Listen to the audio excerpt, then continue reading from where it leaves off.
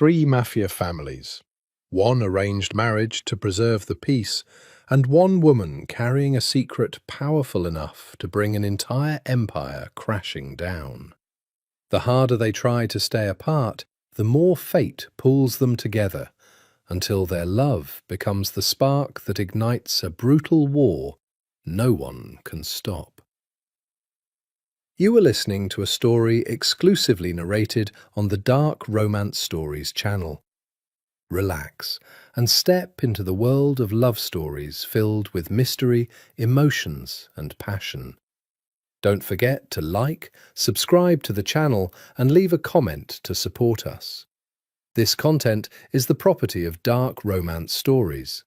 Please do not copy or re-upload it in any form. The pager on Sarah Whitfield's hip buzzed at 2:47 in the morning, but it was not the hospital calling. She knew the difference now. The hospital paged in clean digital chirps. This other summons arrived as a single long vibration, low and insistent, less a message than a hand closing around her wrist. She had felt it 4 times in 2 years, and each time the world had narrowed to black cars and quiet men who did not meet her eyes. She read the screen without turning on the light, the Manhattan skyline burning gold across the river. Car downstairs, 5 minutes, bring the trauma kit. No signature. There never was. But she knew the economy of it, and she knew the car would be a black Maybach with a driver named Vincenzo, who called her Dottoressa with a respect that unsettled her more than any threat. Sarah was 31, top of her class at Columbia, trained in a Level 1 trauma center in Newark, and by any reasonable measure, she had thrown her career into a river the night she agreed to become the neutral doctor. She had not known that was what she was agreeing to. It had started with a gunshot wound and a bribe, a young man bleeding out in a delivery van outside the ER doors, 3 men who would not let her call it in, a briefcase of cash she refused, and they left anyway. She saved the boy. She kept her mouth shut. And somewhere in the invisible architecture of the city's oldest families, a decision had been made about her. The truce was older than she was, 3 families who had carved up northern New Jersey decades ago and held the borders through exhausted equilibrium, the peace of scorpions who knew the first to strike would not survive the retaliation. But peace had a logistics problem. Men got shot, men got sick, men fathered children they could not acknowledge, and none of them could walk into a hospital and let their blood be logged and reported to the state. So they needed one doctor who belonged to no family, trusted by all 3 precisely because she could be trusted by none. They had chosen her, and the terrible thing was that she had let them. She dressed quickly, black jeans, a grey sweater, the worn leather bag that held far more than any legitimate house call required. Sutures, hemostatic gauze, a portable ultrasound the size of a paperback, vials of things that had no business in a private residence. She had learned to pack for uncertainty. Vincenzo was waiting when the elevator opened onto the lobby, a mountain of a man in a charcoal suit, his hands folded in front of him with the patience of a church. "Dottoressa," he inclined his head, "thank you for coming." "Whose blood am I cleaning up tonight, Vincenzo?" He did not answer, which was answer enough. He opened the rear door of the Maybach, and she slid into the leather dark, and the city smeared past the window in ribbons of light as they crossed the river into a part of the night that did not appear on any official map. They drove north into the hills where the trees closed over the road and the houses grew higher behind their gates.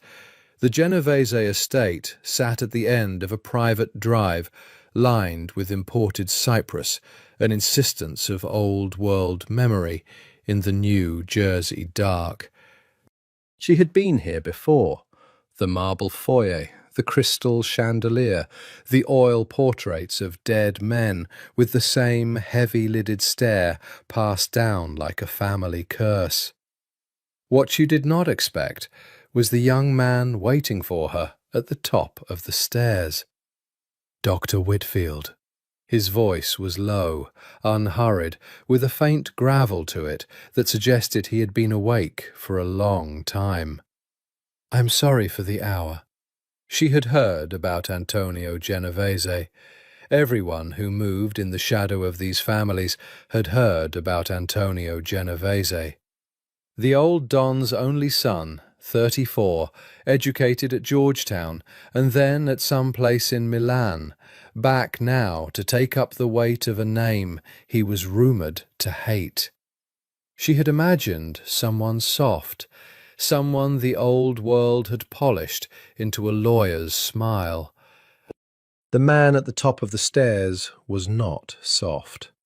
Tall, dark-haired, in a black shirt open at the throat, he watched her climb toward him with the flat attention of a man who read a room for its exits and weapons. His stillness was not calm, it was control, the kind that costs something to maintain.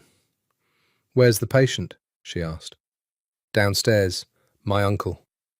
A muscle moved in his jaw. "He was shot outside a restaurant in Belleville 3 hours ago. We couldn't move him until now."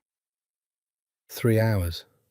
She was already moving past him, and the outrage in her voice was real, the one thing in this world that was still entirely hers. He could be dead. He's not dead. Antonio fell into step beside her, and she felt the heat of him at her shoulder, the presence of him like standing too close to a furnace. "That's why we called you, to keep him that way." The uncle was on a table in the wine cellar, a place chosen for the drain in the floor. Sarah thought about the entry wound below the collarbone and the exit that had missed the artery by the width of a prayer. And she worked, and Antonio Genovese stood in the doorway and did not look away from her once. An hour later, the uncle was stable, sedated, breathing even, and Sarah washed her hands and felt the adrenaline drain out of her in the shaking aftermath she had never learned to control. Antonio was still there. "You're good," he said. "I'm expensive." She dried her hands. "I'll need to see him again in 2 days. If he spikes a fever, you call me immediately, not in 3 hours. You always talk to us like this." She looked at him then, really looked, and found him already studying her with an intensity that made her aware of her own pulse. Most of these men treated her like furniture that happened to be useful. Antonio Genovese looked at her like she was the only real thing in a house full of ghosts. "I talk to everyone like this," she said.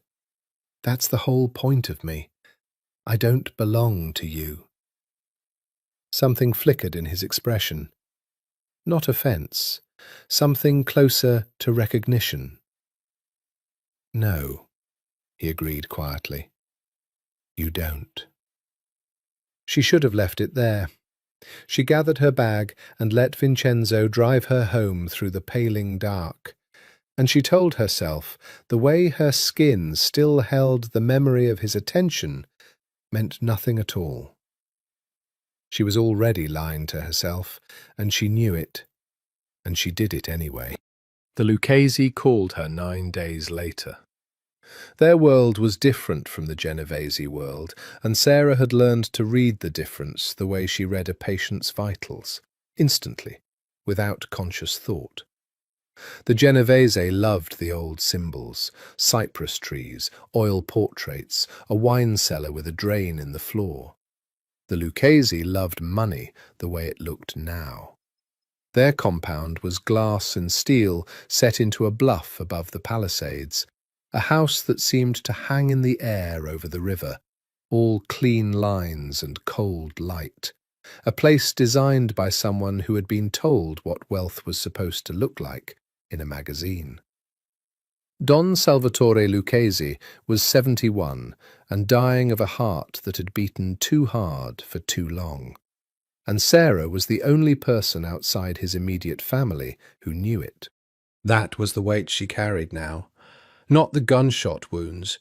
Those healed or they didn't, and either way they were finished business. It was the other things, the slow secrets, the Don's failing heart, the Bonanno underboss's diabetes he refused to manage because insulin dependency looked like weakness, the Genovese consigliere's wife who had come to her once terrified and alone, needing a procedure she could not have in any place that kept records. And the children. That was the worst of it, the thing that lay coldest in her chest at 3 a.m. She knew which men had fathered which children with which women who were not their wives. She had delivered 2 of them. She had signed no birth certificates, and the mothers had gone home to apartments paid for in cash, and the men had sent flowers and never come. She had begun to understand, a living archive. Every family's shame was written in her memory, indexed and cross-referenced, and she was the only volume in the library. The first call had been legitimate. His uncle's fever, exactly as she'd warned. She'd talked him through the antibiotic protocol over the phone at midnight, her voice clinical, her heart doing something unprofessional at the low sound of him saying her name. The second call had been thinner, a question about the uncle's mobility that could have waited for the follow-up appointment. She had answered it anyway. The third call had no medical pretext at all. "I wanted to know how you were," he'd said, and the honesty of it, the sheer nakedness of a man like him admitting to a want, had left her standing in her kitchen with the phone against her ear and no idea what to say. "I'm fine, Mr. Genovese." "Antonio." "That's not a good idea." "Probably not." A pause, and she could hear him breathing, could picture the stillness of him. "Tell me to stop calling, and I'll stop." She should have. She had rehearsed the sentence. It was a simple sentence, 4 words, "Please stop calling me." And she stood there, with it fully formed behind her teeth, and she could not make herself say it.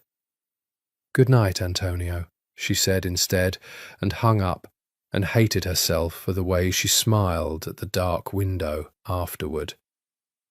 Now, in the Lucchesi house, she finished her examination of the dying Don and updated his medication and packed her bag under the watchful eyes of 2 soldiers, and she was almost to the door when a young woman intercepted her in the glass hallway. Dottoressa Whitfield.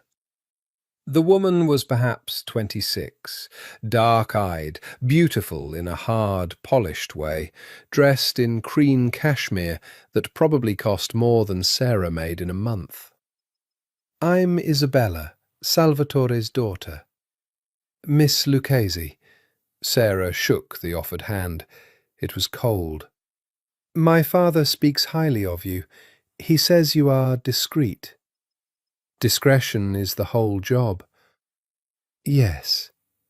Isabella's smile did not reach her eyes.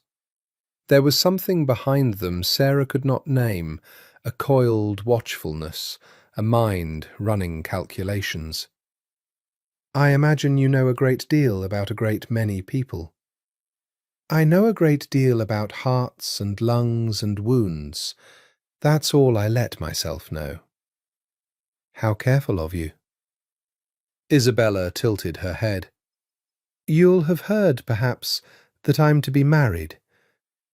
Sarah had not heard. She kept her face still. "Congratulations." "To Antonio Genovese." Isabella watched her closely as she said it, and Sarah understood, with a cold slide of comprehension, that this entire conversation had been engineered to watch her face at exactly this moment. It's a very important marriage.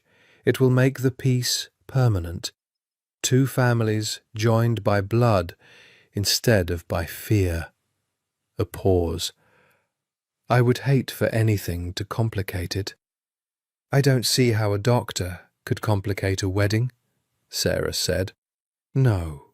Isabella's smile widened, and it was beautiful and terrible. Neither do I. Good night, dottoressa. Drive safely. The road down the bluff is treacherous in the dark. Sarah walked out into the cold and led Vincenzo. No, not Vincenzo.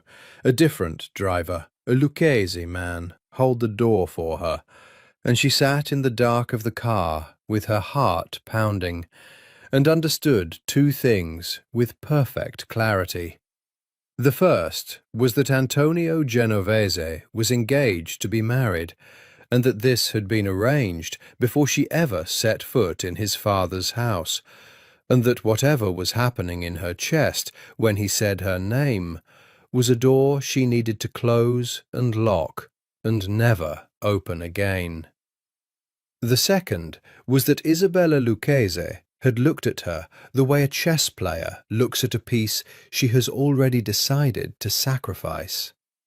The car descended the treacherous road in the dark, and Sarah watched the black river slide by below. And she did not close the door in her chest. She meant to. She fully meant to. She simply, catastrophically, did not.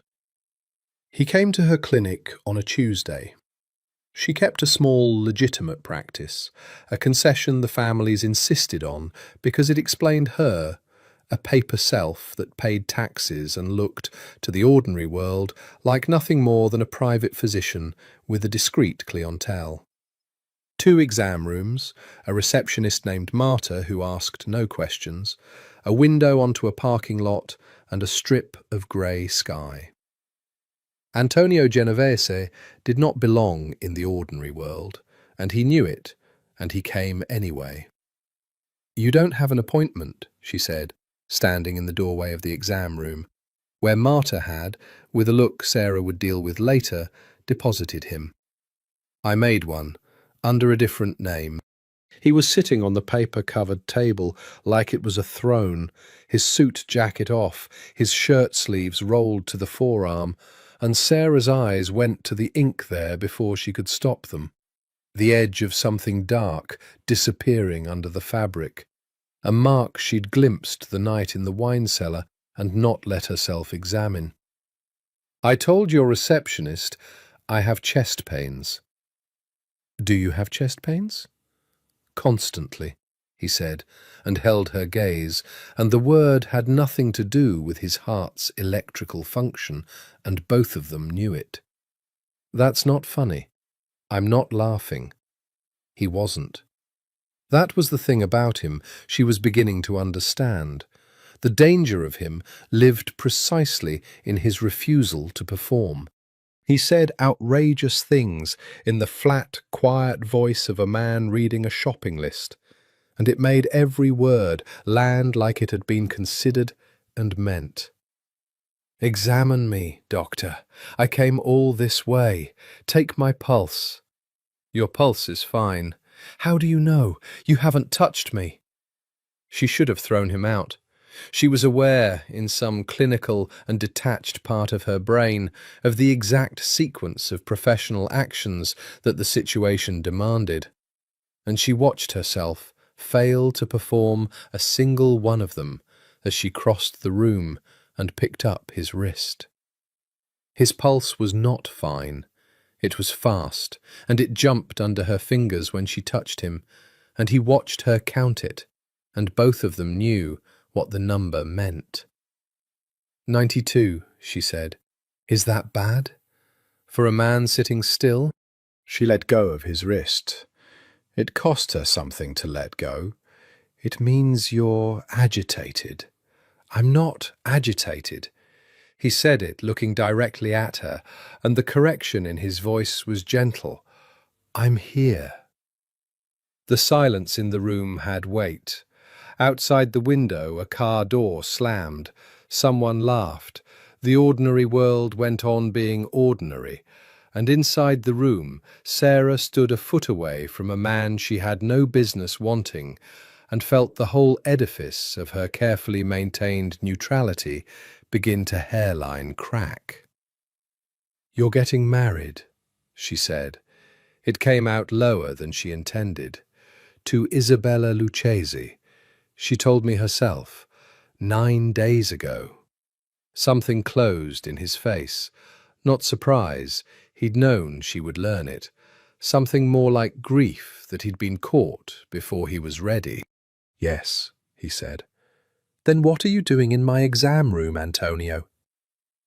He was quiet for a long moment. When he spoke, it was not the answer she expected, and it undid her more thoroughly than any seduction could have. "My father was a killer. His father was a killer. Every man whose portrait hangs in that house put people in the ground and called it business. And they raised me to be the next one." He looked at his hands. "I don't want to be the next one, Sarah. I want to be the last one. To take everything my family built on blood and turn it into something that doesn't bleed. The marriage to Isabella is how I do that. 2 families, no more war, and in 20 years maybe my children don't know what it's like to have a doctor sew their uncle up in a wine cellar." "That's a good reason to marry her," Sarah said. Her throat hurt. "It's the only reason I'm marrying her." He raised his eyes to hers. "I don't love her. I've met her 4 times. She looks at me like I'm a merger, and I keep finding excuses to sit in a parking-lot clinic because the only place in my entire life where I feel like a person instead of a name is the 2 feet of air around you. So that's what I'm doing here, Doctor. I'm being a person for an hour before I go back to being the peace." She did not touch him. She wanted to, with a want that frightened her, but she did not touch him, because she understood that if she touched him now, she would not stop, and both of their lives would come apart at the seams. "You can't come here anymore," she said. "I know. I mean it. Not for real appointments, not for fake ones. If anyone in any of these families thinks I'm not neutral, Antonio, do you understand what happens to me?" That reached him. She saw it land, saw the calculation in him snap from want to fear. And for the first time the flat control cracked, and she glimpsed the thing underneath it. Not coldness at all, but a banked and dangerous heat. "Nothing happens to you," he said, and his voice had changed entirely, gone low and absolute. "Do you hear me? I would burn all 3 families to the ground before I let anyone touch you." "That's exactly what I'm afraid of," she whispered. He left. He stood and rolled down his sleeves and put on his jacket and became once more the air, the peace, the name. And at the door he stopped and did not turn around and said, 92. You should know it was 92 before you touched me too.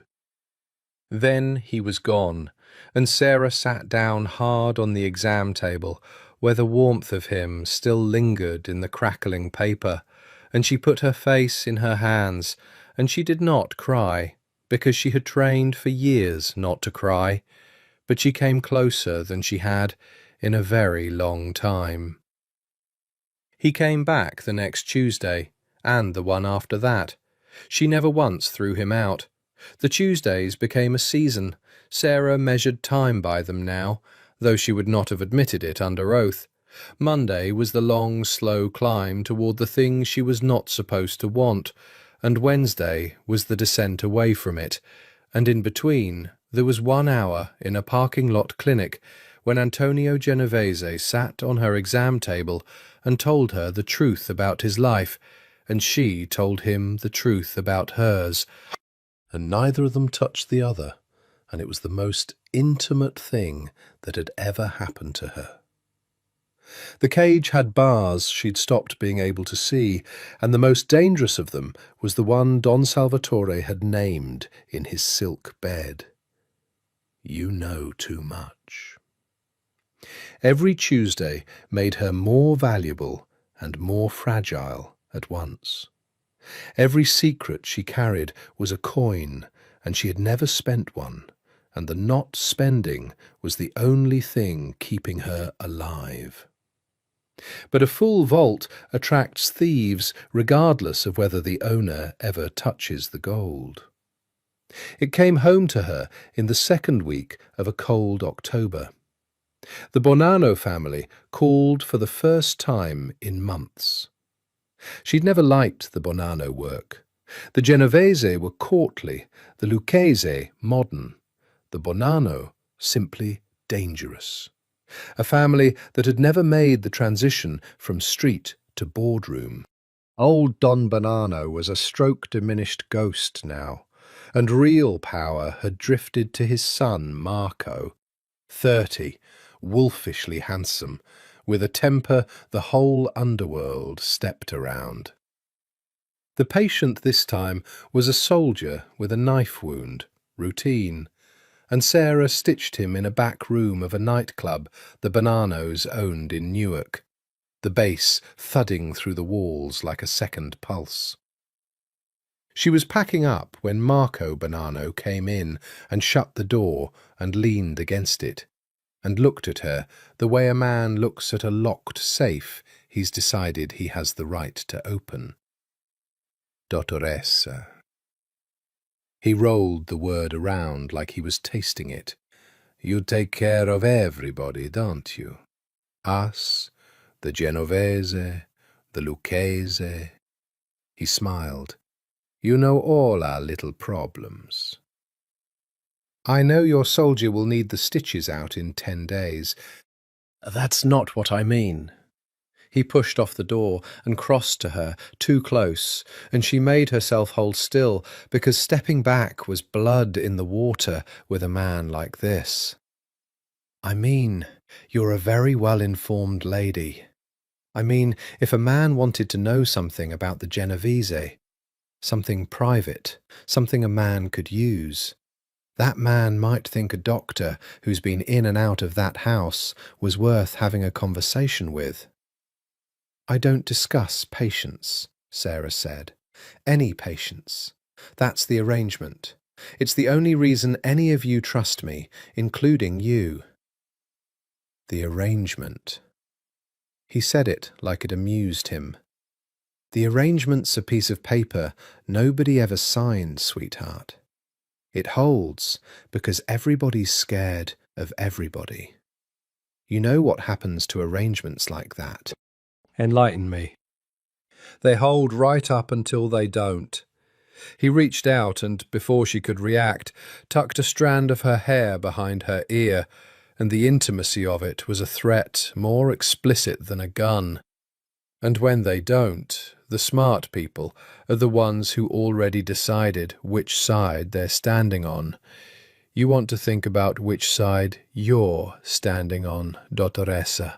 Because neutral's a real comfortable place to be, right up until it's the loneliest place in the world. He left. The bass thudded on. Sarah finished packing her bag with hands that were almost steady, and she walked out through the flashing dark of the club, past bodies moving to music she couldn't hear over the roar of her own blood, and she got into the car, and she did not tell the driver anything was wrong. But she understood now what Salvatore had meant, and Isabella, and the whole architecture of dread she'd been living inside without letting herself feel it.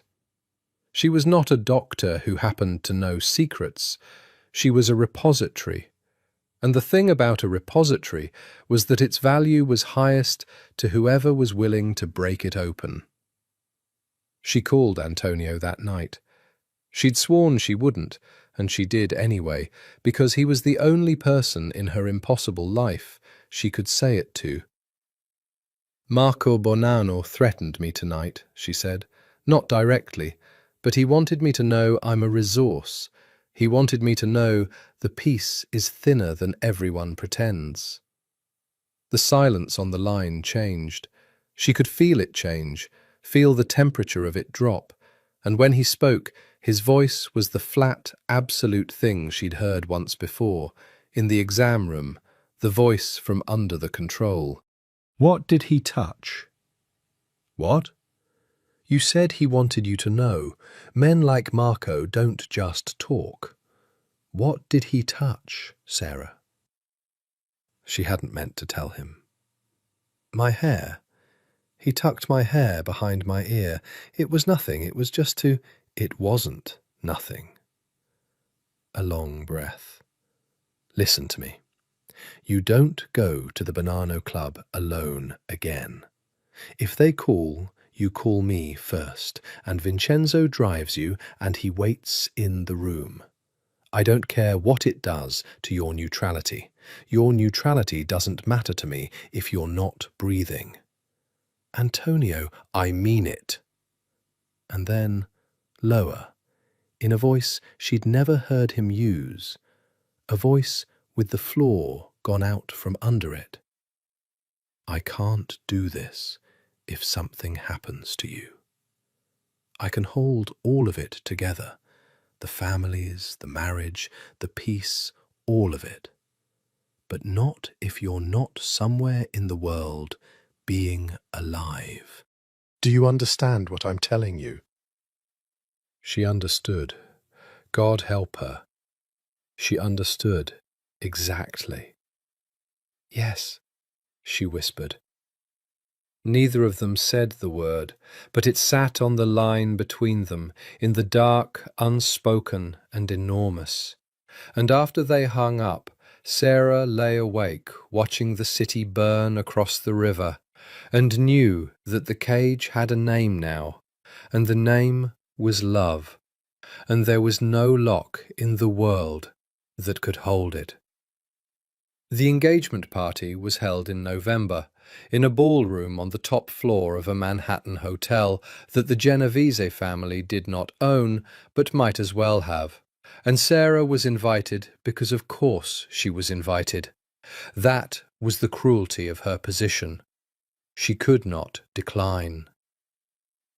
A neutral doctor who snubbed a peace-cementing engagement between two of the three families would be making a statement, and statements were dangerous.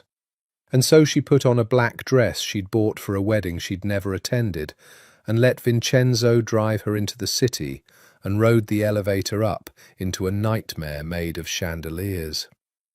The room was beautiful. That was the obscenity of it. Gold light and white orchids and a string quartet, and everywhere she looked the most dangerous men in 3 states, in tuxedos, laughing, drinking champagne, their wives in jewels that had been paid for in ways no one at the party would name. She'd stitched half these men. She'd delivered secrets for a third of them. She moved through them like a ghost who knew where all the bodies were buried, because she did. And at the centre of it, on a low dais, stood Antonio Genovese and Isabella Lucchese, and they looked, she had to admit, like the future the families wanted. He in black, she in silver, both of them beautiful and cold, a merger given human form. He found her, with his eyes, across the room within a minute of her arrival. She felt it, like a hand on the back of her neck. He did not come to her, he could not, but he found her and held her gaze for 1 second too long, and then turned back to the woman he was going to marry, and Sarah drank her champagne too fast and went to find a window. "You look like you're at a funeral," Isabella said, appearing beside her. She had the gift of appearing, which, I suppose, for someone, it is. "It's a beautiful party," Sarah said. "It's a beautiful lie." Isabella sipped her drink and looked out at the city. Up close, at the centre of her own triumph, there was something brittle in her. Something Sarah's clinical eye read as strain, badly hidden. "You know what this is, Dottoressa? All of it. It's theatre. A play we're all performing, so nobody has to admit that the piece is held together with fear and appearances. And if any single person decided to stop pretending, the whole thing comes down. Then why perform it? Because the alternative is war." Isabella's smile was thin. "And in war, people I love could die. So I'll marry the Genovese heir and smile for the photographs and let everyone believe I'm the happiest woman in New Jersey." She turned to Sarah, and her dark eyes were suddenly, disconcertingly direct. "Wouldn't you? To protect the person you loved, wouldn't you do anything?" The question was too sharp to be casual. Sarah felt the trap in it without being able to see its shape. "I don't know what I'd do," she said carefully. "I've never loved anyone enough to find out." "Liar," Isabella said, softly, almost kindly, and drifted away into the gold light before Sarah could respond. Sarah stood at the window for a long time after that, her heart pounding, replaying the conversation, trying to understand what Isabella had been fishing for and what she'd caught. To protect the person you loved, wouldn't you do anything? There had been real feeling in it.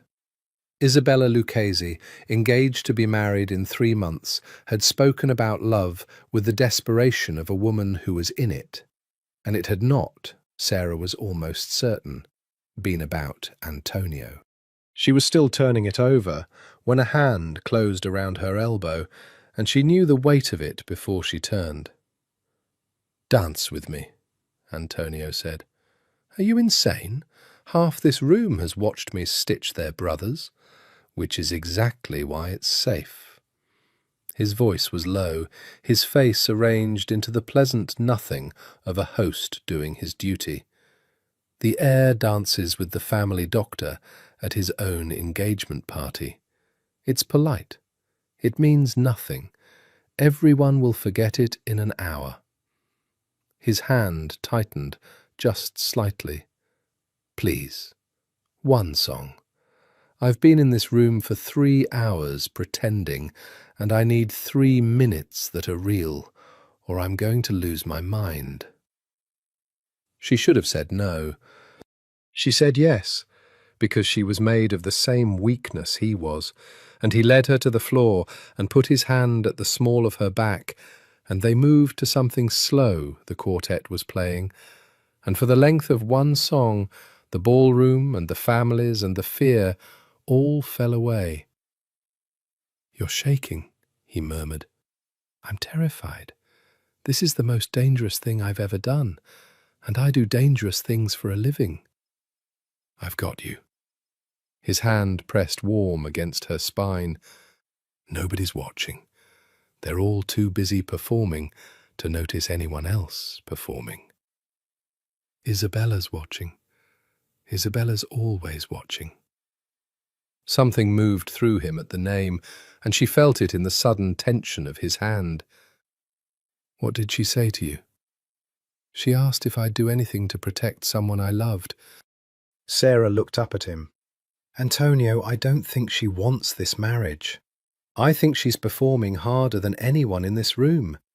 and I think she was warning me about something, or testing me, and I can't tell which, and it scares me." The song ended. He stepped back the correct distance and bowed slightly, the perfect host, and only his eyes stayed on hers a moment too long. "Thank you for the dance, Dr. Whitfield," he said, for the room. "Congratulations on your engagement, Mr. Genovese," she said, for the room. And under the room, in the 2 feet of air between them that was the only country either of them was a citizen of, he said, so quietly she barely heard it, "It should be you." Then he was gone, back into the gold and the lie, and Sarah left the party 10 minutes later and rode down through the belly of the beautiful hotel and out into the cold. And she did not cry in the car, and she did not cry in the elevator, and she made it all the way to her own bathroom before the thing in her chest finally broke. She did not yet know she was already 2 people. She would not know for 11 more days. She knew before the test told her. That was the thing no one warned you about, the way the body announced itself in a language older than any diagnostic, a tiredness that sleep didn't touch, a tenderness, a morning 3 days running when the smell of coffee she loved, coffee she'd drunk black through 100 overnight shifts, turned her stomach in a way that had nothing to do with any virus. She was a doctor. She stopped lying to herself faster than most women would have. She bought the test at a pharmacy 2 towns over, where no one knew her face, and she took it in the bathroom of her apartment with the city burning across the river. And she sat on the edge of the tub and watched 2 lines resolve out of the white like a verdict.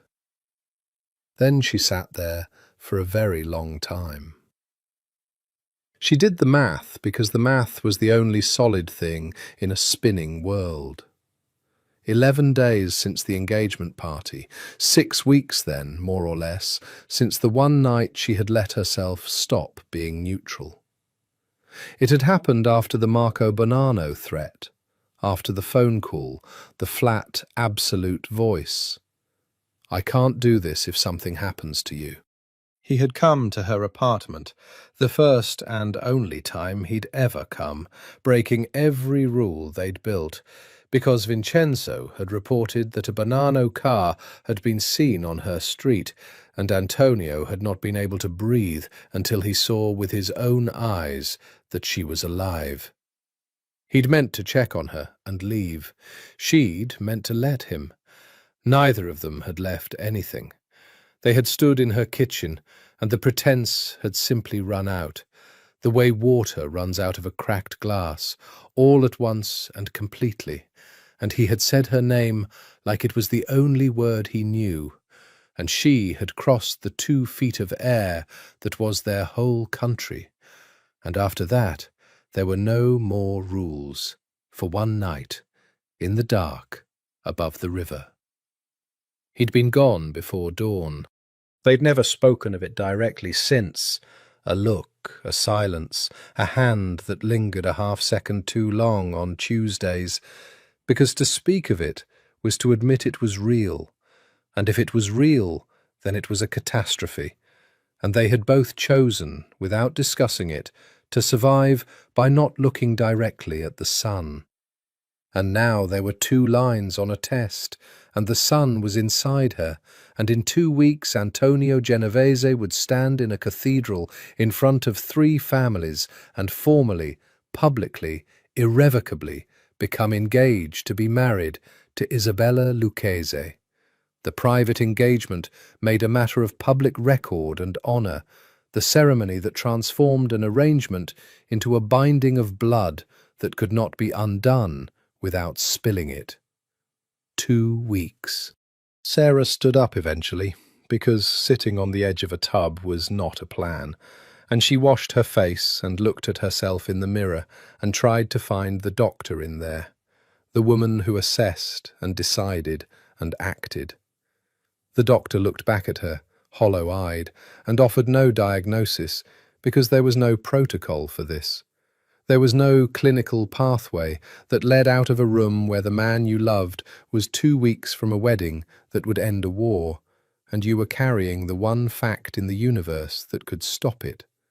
And stopping it might start a different war, a worse one measured in bodies. Because that was the thing she understood, standing in her bathroom at 11 at night.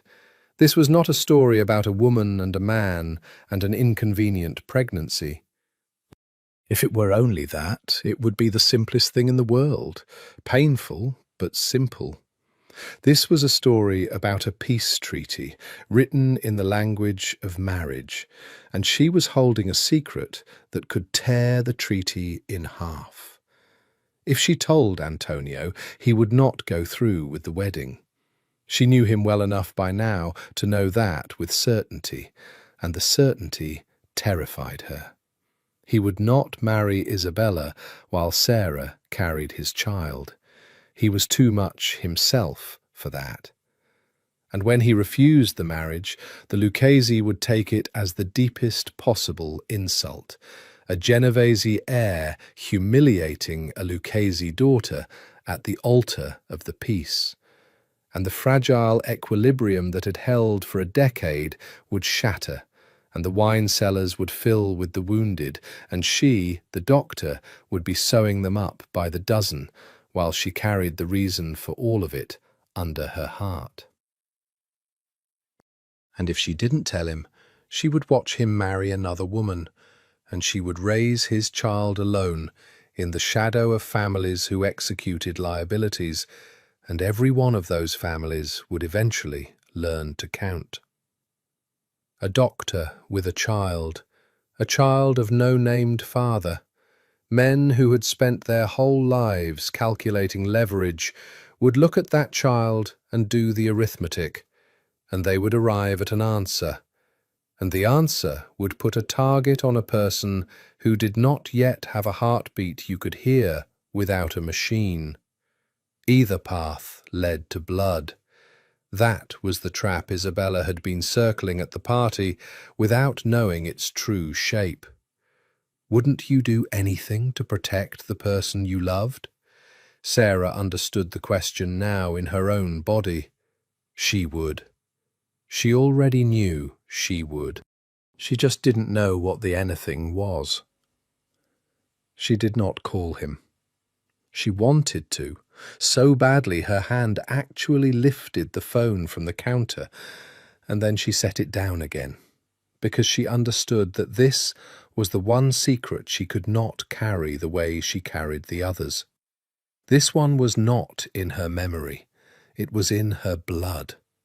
It would grow whether she spoke of it or not, and it would become visible, and time was the one enemy she had never learned to sew shut. She had 2 weeks.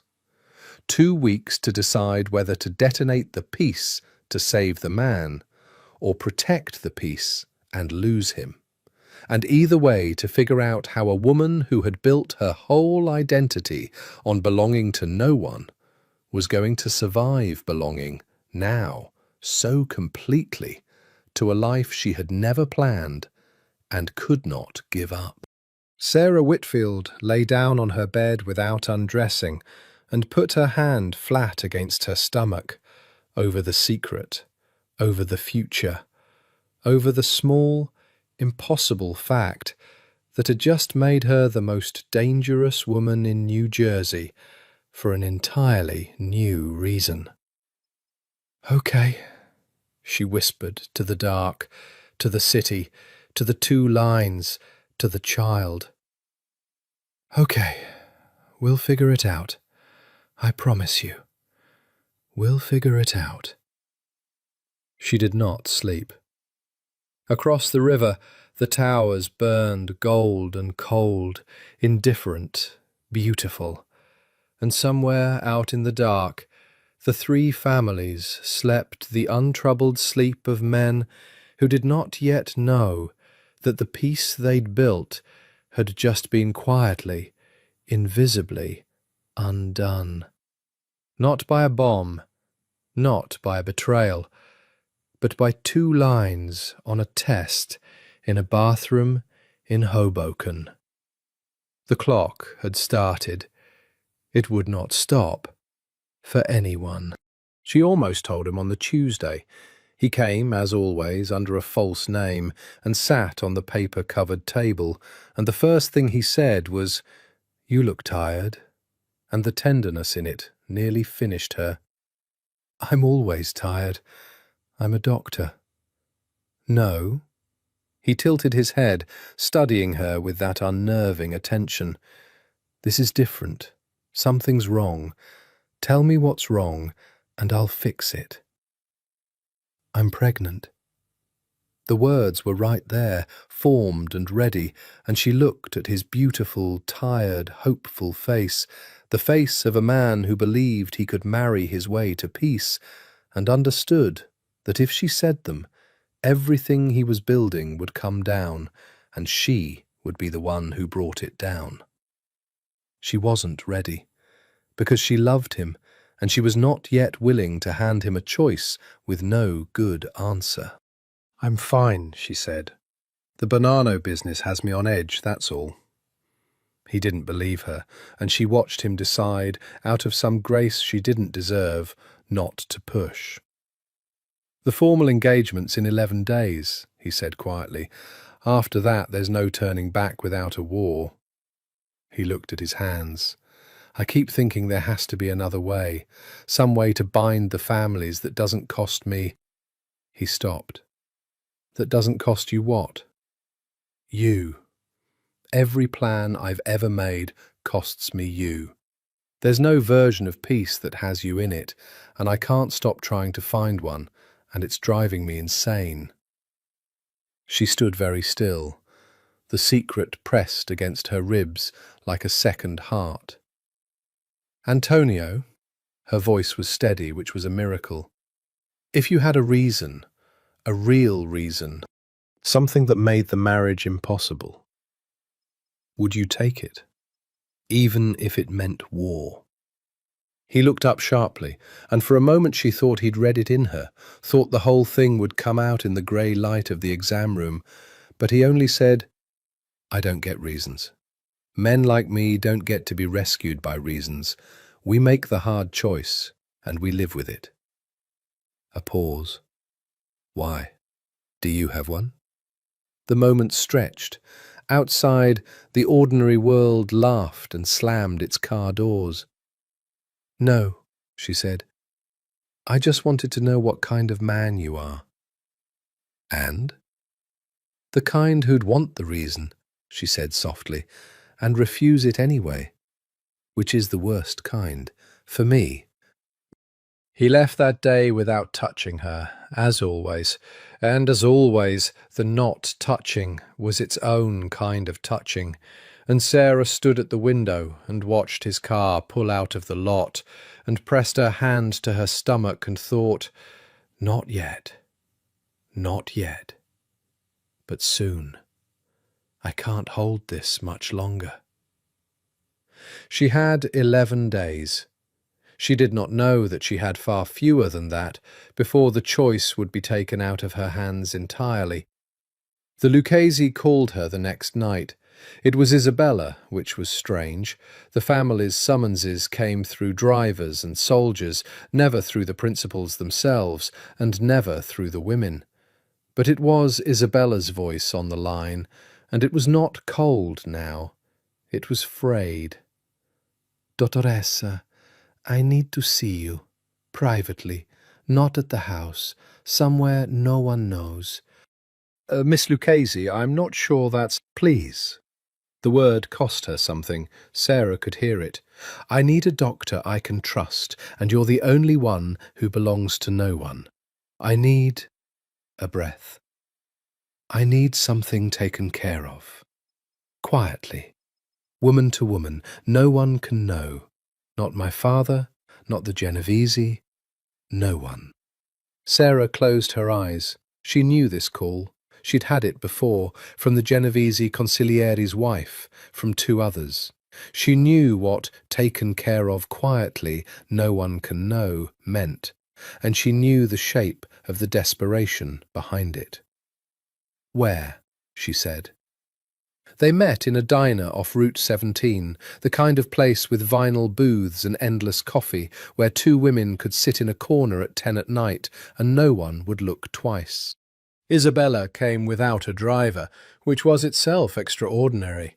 A Lucchese daughter, alone in the world, was not a thing that happened, and she slid into the booth across from Sarah, with a scarf over her hair and her beautiful face bare of makeup, and she looked, for the first time, like what she actually was, 26 years old, and terrified.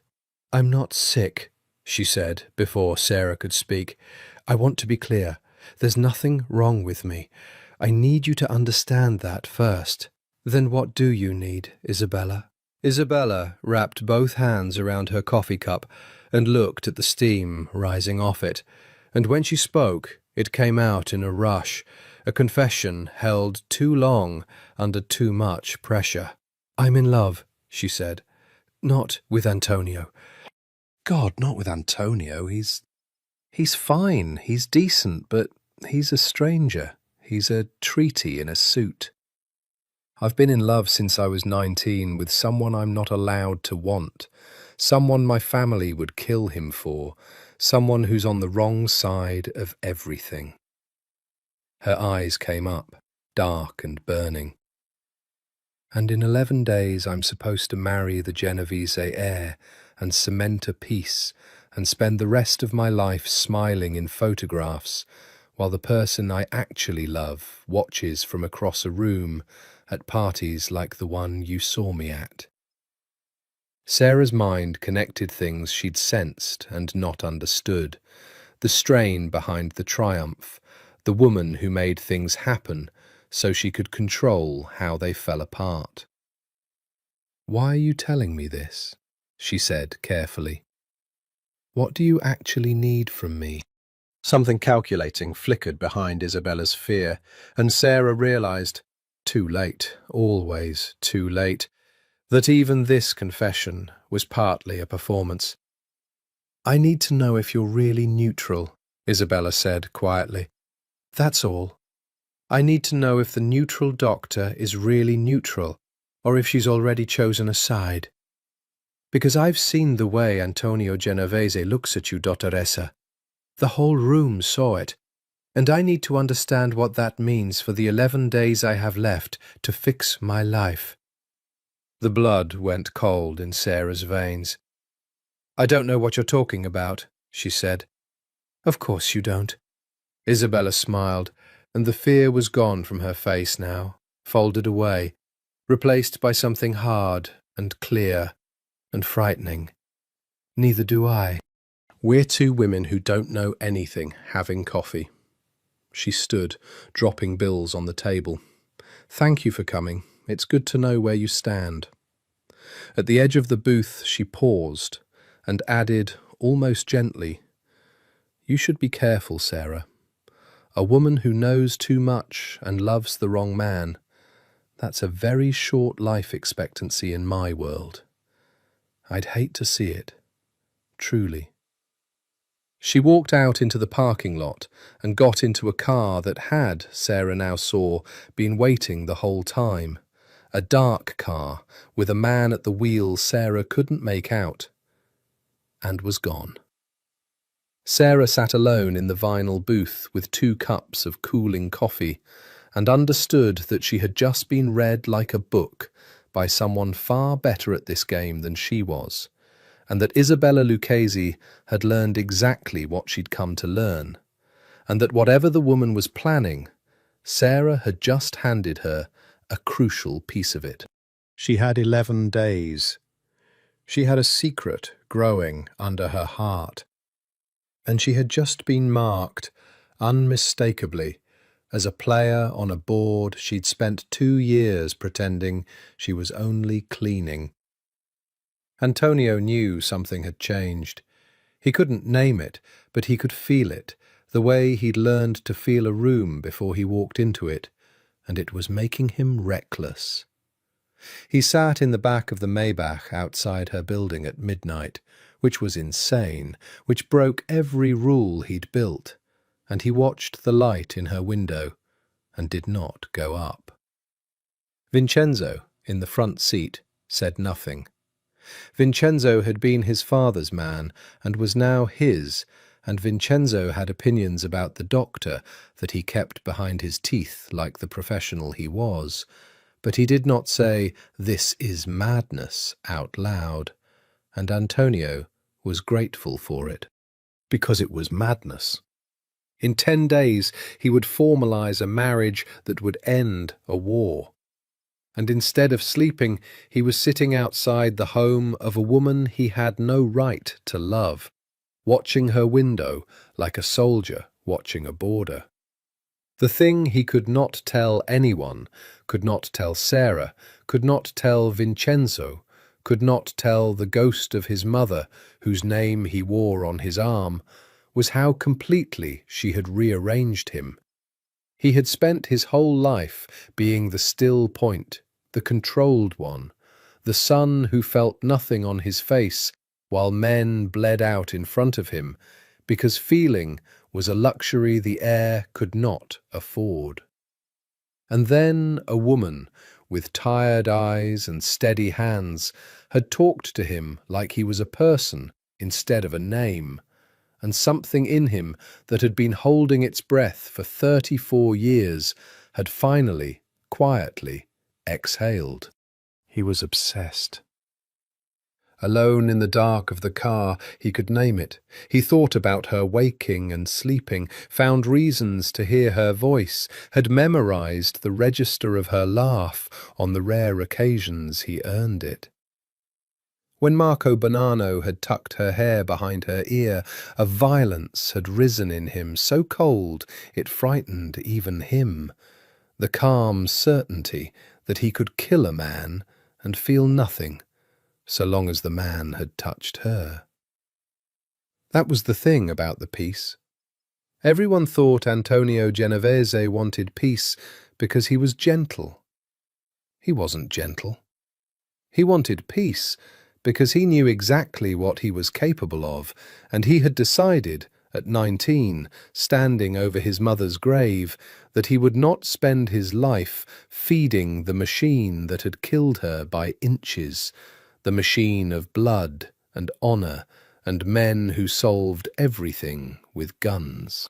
He wanted peace the way a recovering addict wants sobriety, because he knew what he became without it. And Sarah was the test of it, because loving her made him want to burn the whole world down to keep her. And building the peace required him to give her up. And he had never in his life wanted two things this incompatible, this badly. His phone buzzed. Not Sarah, his consigliere, Don Rocco, an old man who had served his father and now served him with the same weary loyalty. Antonio? Rocco never used titles on the phone.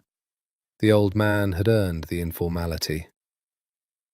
We have a problem. The Bonannos are moving money. Marco's been buying things he shouldn't be buying, guns mostly. Through a broker in Philadelphia we thought was Genovese loyal. Antonio's eyes stayed on the lit window. How much? Enough to be a statement, enough that it's not defensive. A pause. And there's chatter, nothing solid, but my people say Marco's been meeting with someone connected. They can't confirm who. Lucchese? Maybe. That's the part I don't like. 10 days before you marry into that family, and the youngest Bonanno is buying guns and meeting people in the dark. Rocco exhaled. It could be nothing. Marco's always been a hothead, always buying toys. But it could be the sound of somebody getting ready.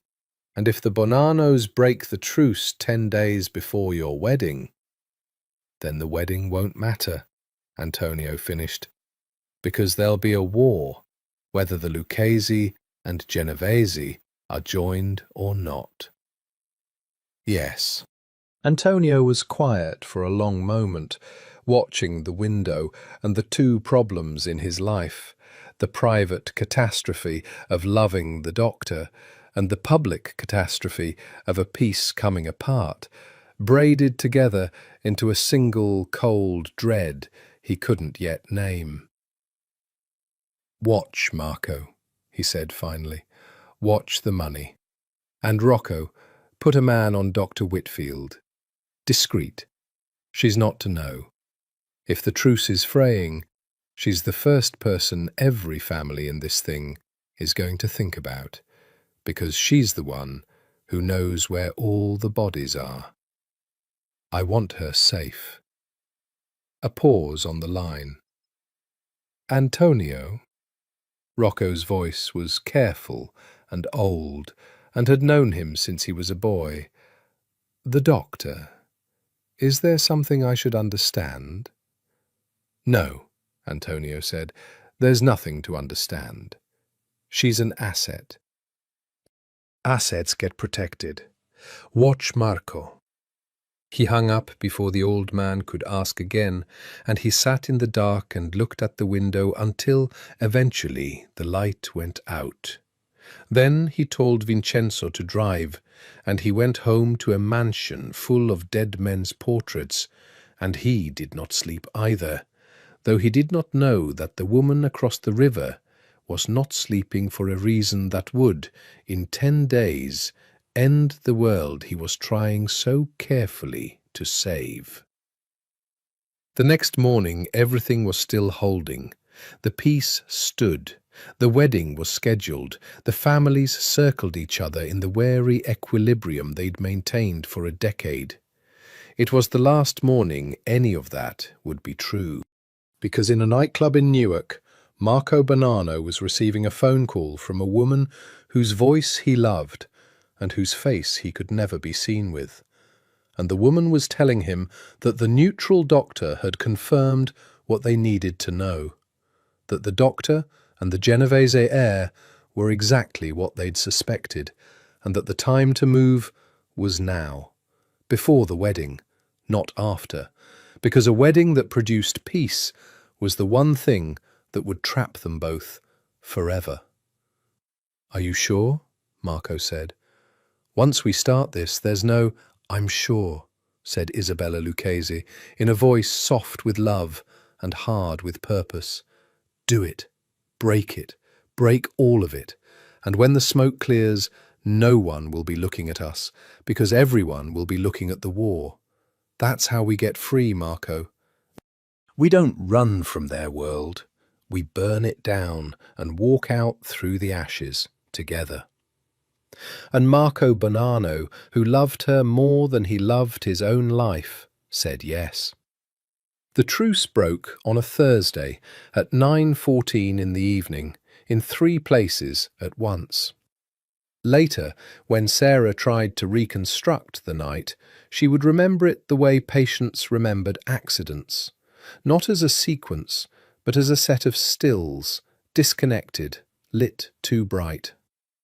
The pager buzzing its long, low summons, then buzzing again before she could answer the first, then a third time from a number she didn't recognize, and a fourth. All 3 families were calling her at once. That had never happened. That was, she understood with a cold, plummeting certainty, impossible under the rules, because the rules existed precisely to make sure the 3 families never needed her at the same moment, and the only thing that could make them all need her at the same moment was all of them bleeding at the same moment. The peace was over. The war had started, and every wounded man in northern New Jersey was reaching for the one doctor they could all use. Her phone rang. Antonio. She answered it with a hand that shook. Sarah. His voice was hard and fast, and underneath it she could hear the thing she'd never heard in him. Fear. Real fear. Not for himself. Listen to me. Don't answer any of the pages. Don't go anywhere. The truce is broken. The Bonanos hit us and the Lucchese at the same time. Coordinated. They've been planning this for weeks. There are men down everywhere, and every one of them is going to want you, and you cannot go. Do you understand me? You cannot leave your apartment. Antonio, people are hurt. People are always hurt. That's the whole point of these people, Sarah. They hurt each other. That's what they are. And if you walk out that door tonight to sew one of them up, the others will grab you the second you're in the open, because right now you are the single most valuable object in this entire war. His voice cracked. You know everything. You know who's sick, who's weak, who's got a bastard child, who's dying. Every secret that could win this thing is inside your head, and every family knows it, and the second the shooting started, you became a target for all three sides at once. Do you understand? Neutral doesn't exist anymore. There's no neutral in a war. There's only which side gets to you first. She sat down hard on her kitchen floor, her back against the cabinets, the city burning red and gold across the river, and she understood that everything Don Salvatore had told her in his silk bed had just come true. You are worth more than any of us, and you are worth nothing at all. Where are you? She whispered. Doesn't matter. Where are you, Antonio? A pause. The estate. We're holding. My uncle's hit, the one you stitched. It's bad, but I can't bring you here. It's the first place they'd expect. A sound in the background, shouting, something that might have been glass. I'm sending Vincenzo. He's 10 minutes out. He's going to move you somewhere safe, a place nobody knows, not even Rocco. You go with him, and you don't argue, and you don't stop to help anyone. Promise me. Antonio, promise me. And then, lower, breaking. I can't fight this war and worry about you at the same time. I'll lose one of them. Please, please just let me keep you safe. It's the only thing I've ever asked you for. There was so much she needed to tell him. The secret was right there, screaming, there are two of us now. There are two of us you're trying to keep safe. And she couldn't say it over a phone in the middle of a war, couldn't hand him that while men bled around him. Okay, she said instead. Okay, I'll go with Vincenzo. Antonio, don't die tonight. Whatever else happens, don't you dare die tonight. I don't intend to, he said. I have too much to live for now. The line went dead. Sarah moved on autopilot, the way she moved in a trauma bay, the fear pushed down beneath the doing.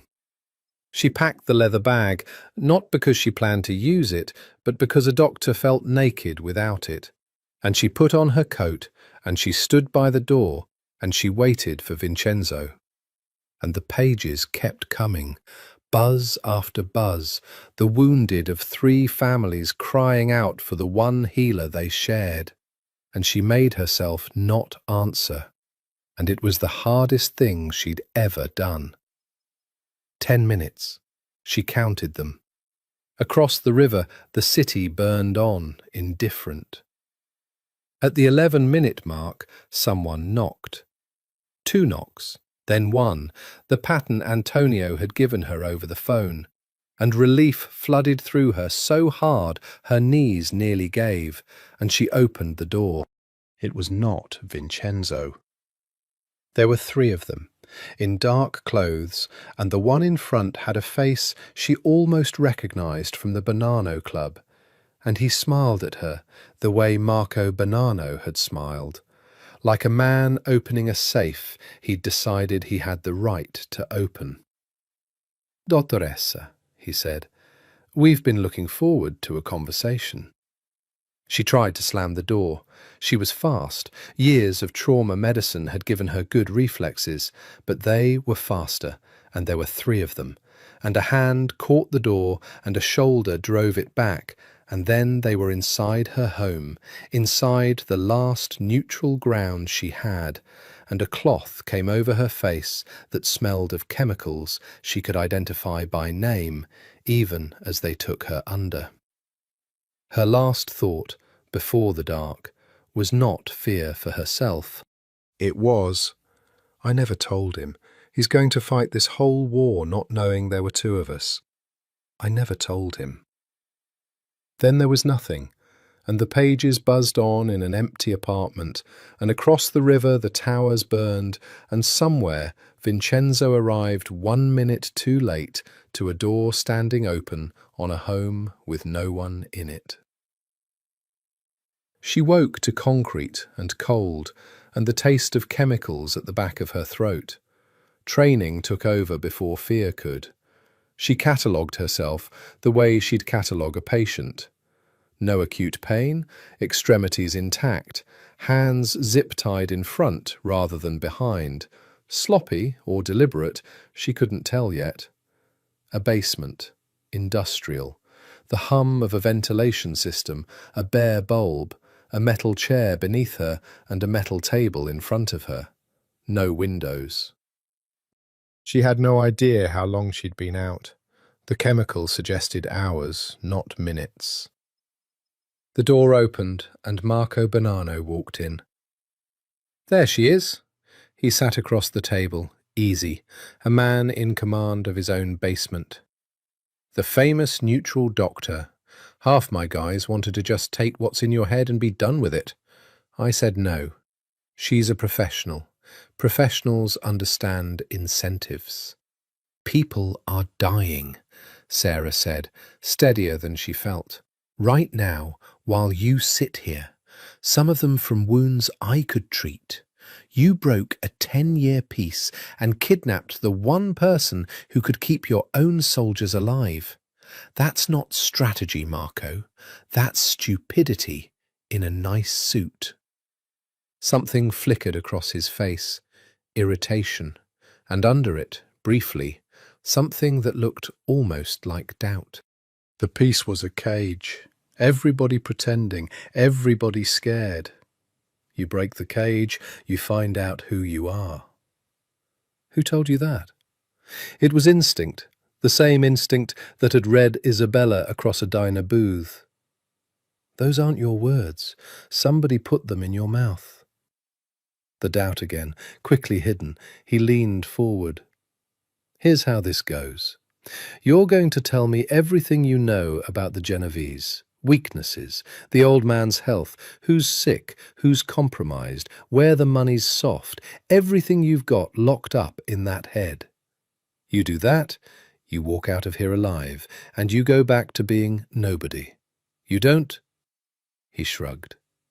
"Then you're just a liability. And I clean up liabilities." "You won't touch me," Sarah said, and she believed it, and the believing surprised her. "You need me alive more than you need what's in my head. You've got wounded men, Marco, your own. This war you started is going to fill this basement with your soldiers, and I'm the only doctor in the state who'll treat a Bonanno without calling the FBI. Kill me, and you win the war, and lose every man you need to hold what you took." She held his gaze. "I'm worth more breathing. You know it. That's why my hands are tied in front instead of behind, so I can work." Marco stared at her for a long moment, and then he laughed, a real laugh, surprised out of him. "They said you were smart," he said. "They didn't say how smart." "Who's they, Marco?" And that was when she pushed too far and learned too much, because his laugh died and his face closed and he stood up too fast, and a man who wasn't lying didn't close up like that, and Sarah, who had spent 2 years learning to read what powerful people hid, saw the whole thing in the shape of his silence. "You didn't plan this," she said slowly. "You don't even fully understand it. Someone told you to break the peace before the wedding, not after. Someone told you the doctor and the Genovese heir were compromised. Someone's been feeding you words that aren't yours and reasons that don't add up. Marco, who are you doing this for?" "Shut up. Because it's not the Bonanno family. Your father's a ghost. You're the youngest son. You didn't have the reach to buy guns through a Genovese broker and coordinate 3 attacks in one night. Someone with better information helped you. Someone on the inside of the other families." Her mind was racing now, the pieces assembling with sickening speed. The diner, the confession, I'm in love with someone on the wrong side of everything, someone my family would kill him for, the car waiting in the dark with a man at the wheel she couldn't make out. "Oh my God," she breathed. "Isabella." The name landed like a slap. Marco's whole body went rigid, and in his face Sarah saw confirmation more total than any words. The flinch of a man whose lover's name had just been spoken by the last person on earth he wanted saying it. "You don't say her name," he said very quietly, and now the danger in the room was real, a different danger than the interrogation. The danger of a man protecting the one thing he loved. "You don't ever say her name."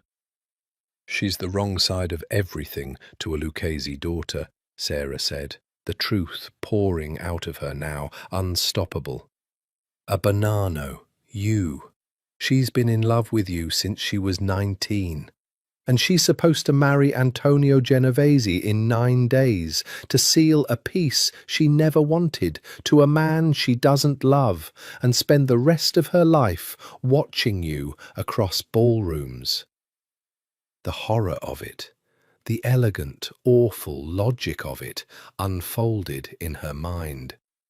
So she found a way out. She couldn't refuse the marriage. That would start a war and expose her.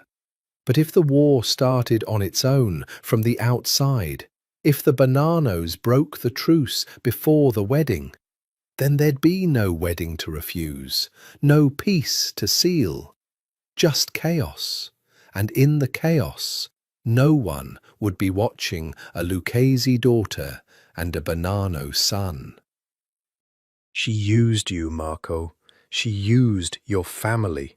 She's burning down 3 families' worth of men so she doesn't have to get married, and she told you it was love, and you believed her, and you started a war on her word."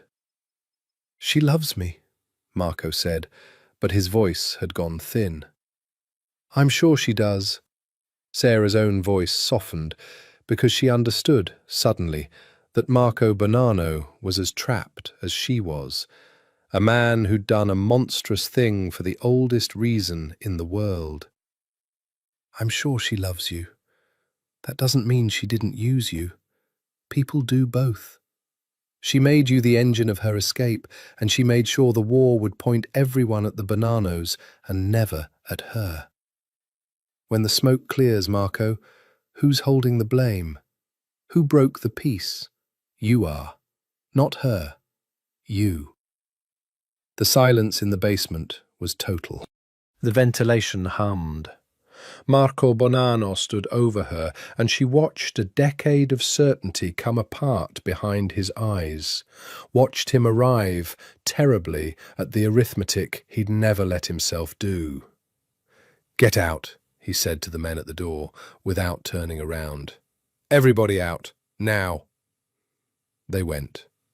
The door closed, and Marco Bonanno sat back down across the metal table from the neutral doctor, and for a long moment neither of them said anything.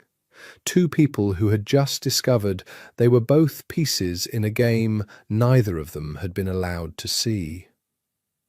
"If you're lying to me," he said finally, and his voice shook, "I'll kill you myself." "I'm a doctor, Marco. I don't lie about what I see.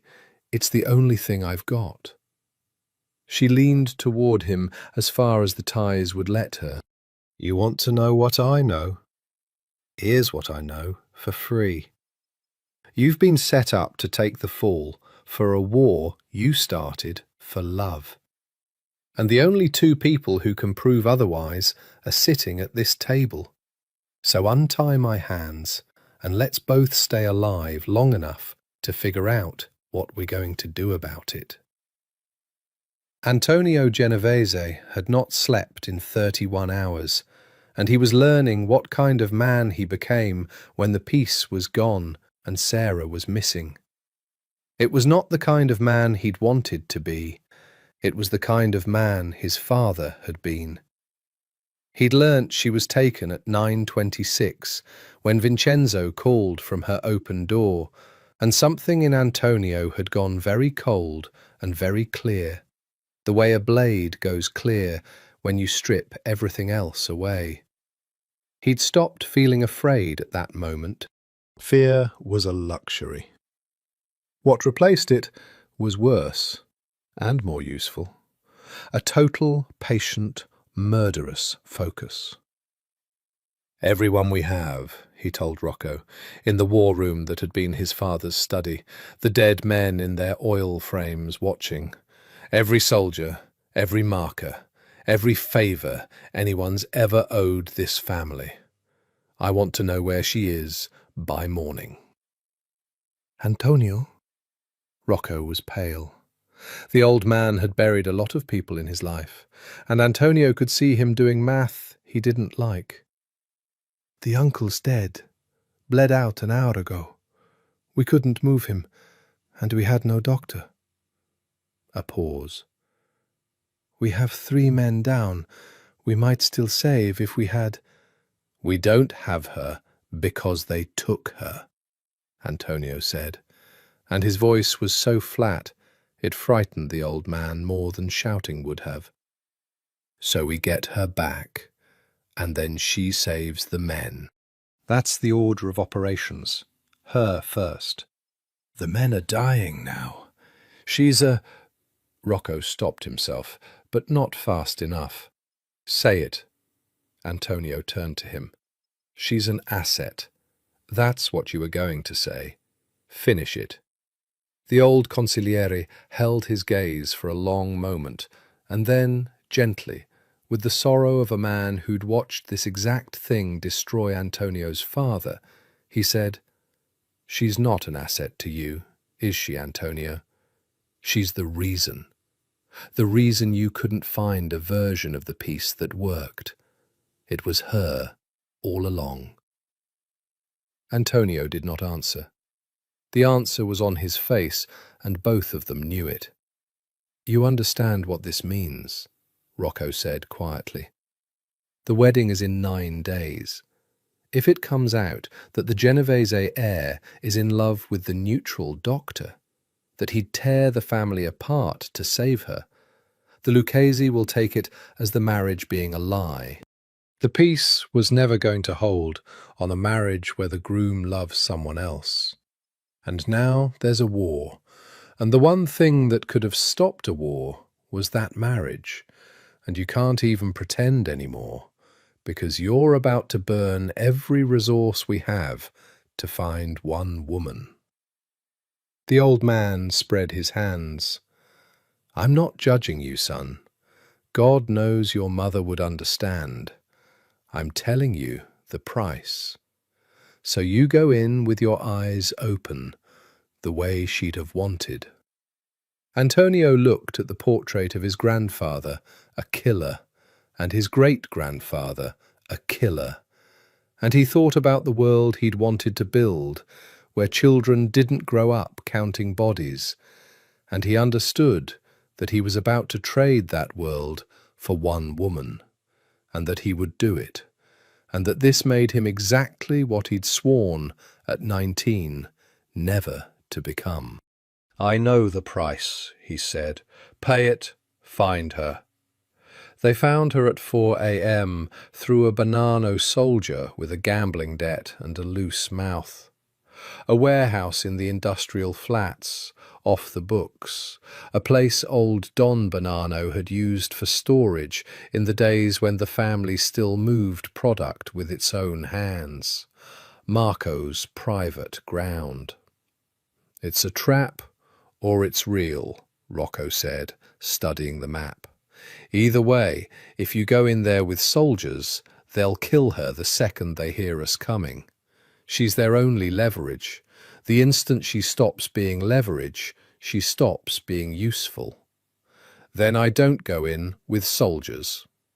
Antonio was already checking the weapon he hadn't carried in 3 years, the weight of it familiar and terrible in his hand. "I go in alone. I go in to talk. Marco wants what she knows. I've got something he wants more." "What could you possibly—" "The truth about who broke the peace." Antonio holstered the weapon, because it wasn't Marco. Marco doesn't have the reach. Someone fed him the plan, and someone gave him the intelligence, and someone made sure the whole thing would land on the Bonanno name. And I think I finally understand who. And I think Marco doesn't. And that's the wedge I'm going to drive right through the middle of this war. Rocco stared at him. "You know who broke the peace?" Antonio thought about the engagement party, about a bride who danced with him like a merger and looked at him like a stranger. About Sarah's voice on the phone. "I don't think she wants this marriage. I think she's performing harder than anyone in this room." About a woman who made things happen so she could control how they fell apart. "I think the woman I'm supposed to marry started this war," he said, "so she wouldn't have to marry me. And I think she used the Bonannos to do it. And I think Marco Bonanno is the only person in this whole thing who's been lied to worse than I have." He walked out into the pre-dawn dark toward a warehouse where the woman he loved was held by a man who didn't know he'd been played, carrying the one piece of truth that could either save every life left in this war or end his own in the next hour. And behind him, the dead men in their frames watched the last Genovese heir go do the most dangerous thing any of them had ever done. He was not going to war for territory or honor or the family name. He was going to war for her, and somewhere under the murderous focus, in the 2 feet of air that was still the only country he was a citizen of, he was praying to a God he didn't believe in that he wasn't already too late. The door of the basement opened at 5 a.m., and Sarah, her hands now free and a plan half-formed between herself and a heartbroken Marco Bonanno, looked up expecting more Bonanno soldiers. It was Antonio.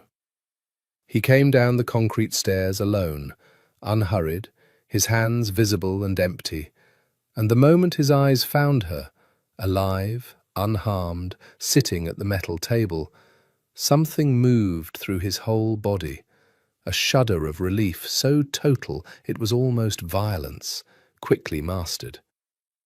Then his gaze went to Marco, and the temperature in the room dropped 10 degrees. "You have something of mine," Antonio said. Marco was on his feet, a gun in his hand, 3 of his own men flooding down the stairs behind Antonio with weapons raised.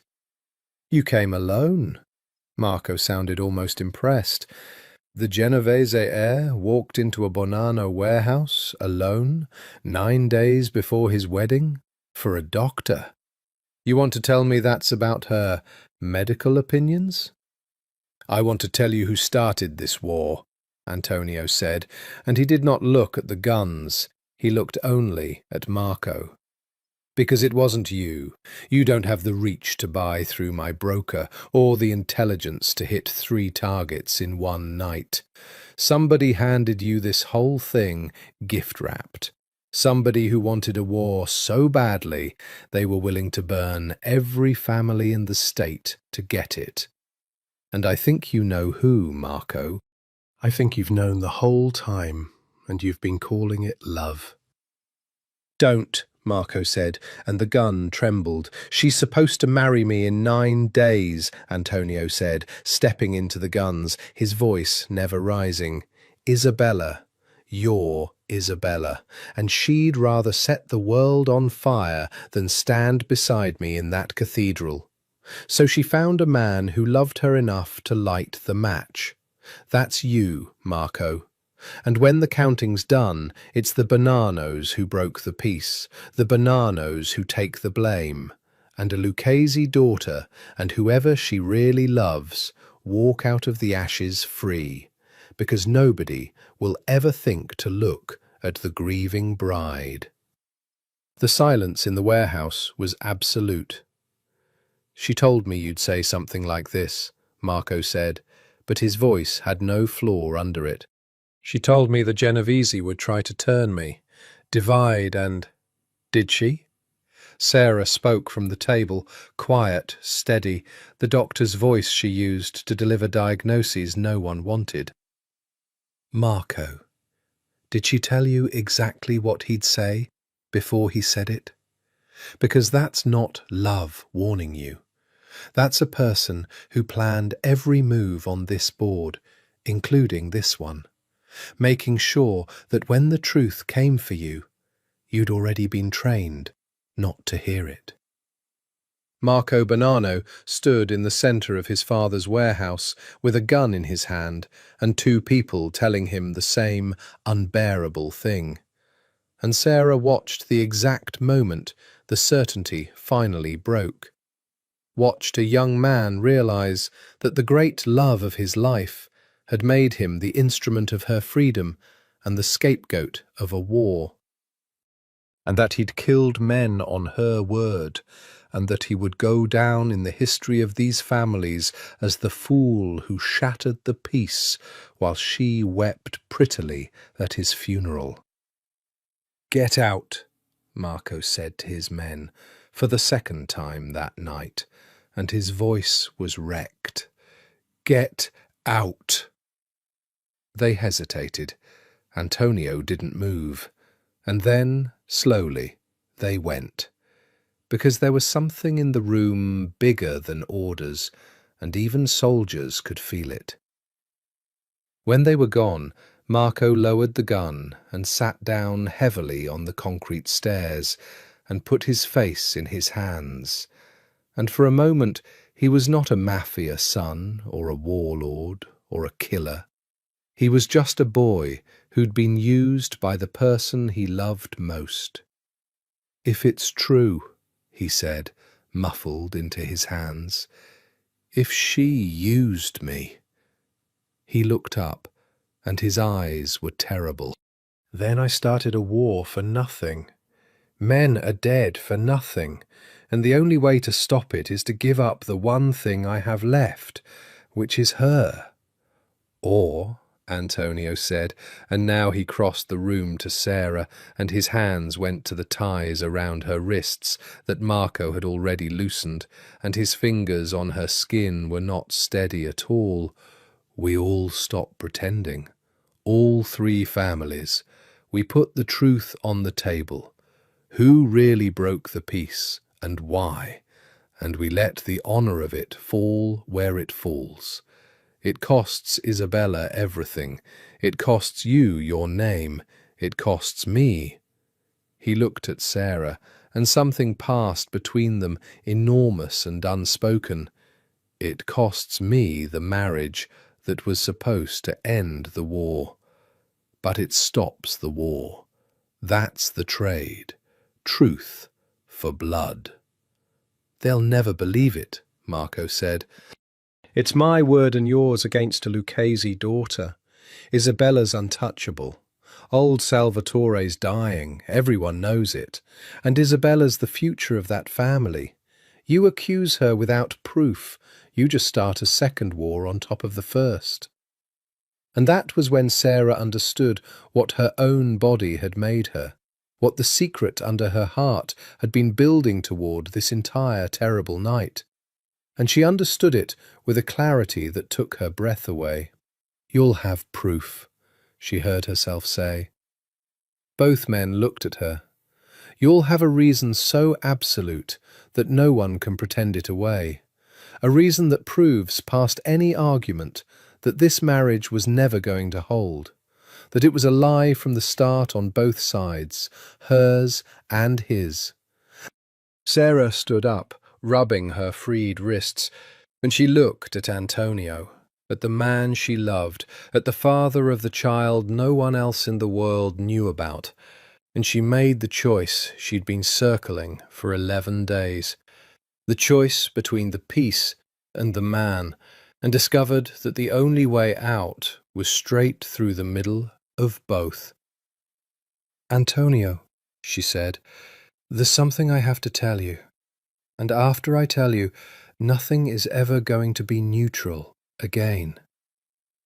She told him in the warehouse, with Marco Bonanno sitting broken on the stairs, because there was no clean place left in the world to tell him, and there never would be. "I'm pregnant," she said. "It's yours, 6 weeks, since the night you came to my apartment. I've known for 11 days, and I didn't tell you because I couldn't figure out how to hand you a thing that would burn down everything you built." She held his gaze, and her own voice shook now, finally, the doctor's steadiness deserting her when she needed it least. "That's the reason, Antonio. That's the proof. A Genovese heir who fathered a child with the neutral doctor 2 weeks before his wedding. There's no version of that marriage that was ever going to hold. Not for you, not for me, not for the peace." For a long moment, Antonio Genovese did not move at all. He stood in the grey warehouse light, and he looked at her. And Sarah watched 100 things cross his face, too fast to name. Shock and grief and fear, and under all of it, rising like a sun, something so fierce and unguarded that she almost couldn't bear to look at it. Then he crossed the space between them and took her face in both hands, and he was not cold now, not controlled, not the air or the peace or the name. He was just a man who had been handed the one thing he'd never let himself hope for. "You've been carrying this alone," he said, very low, "for 11 days, in the middle of a war, and still trying to protect me." His thumbs moved against her cheekbones. "You should have let me carry it with you. You had a peace to build. The peace was never worth more than you." He pressed his forehead to hers. "And now there's 2 of you. 2 of you I'd burn the world for. There's no choice here. There was never a choice." Behind them, Marco let out a sound, half laugh, half sob. "Well, there it is. There's your proof." He scrubbed his face. The Lucchese daughter didn't want the marriage, the Genovese heir didn't want the marriage, and the whole piece everyone's been bleeding for was 2 people faking it. Something shifted in him. If Isabella had just come to me, if we'd run, nobody would have died. But nobody in these families can imagine walking away, so she tried to win the game instead, and lit a war to do it. He stood. "I'm done being her match. If we're putting the truth on the table, we put all of it. Mine too."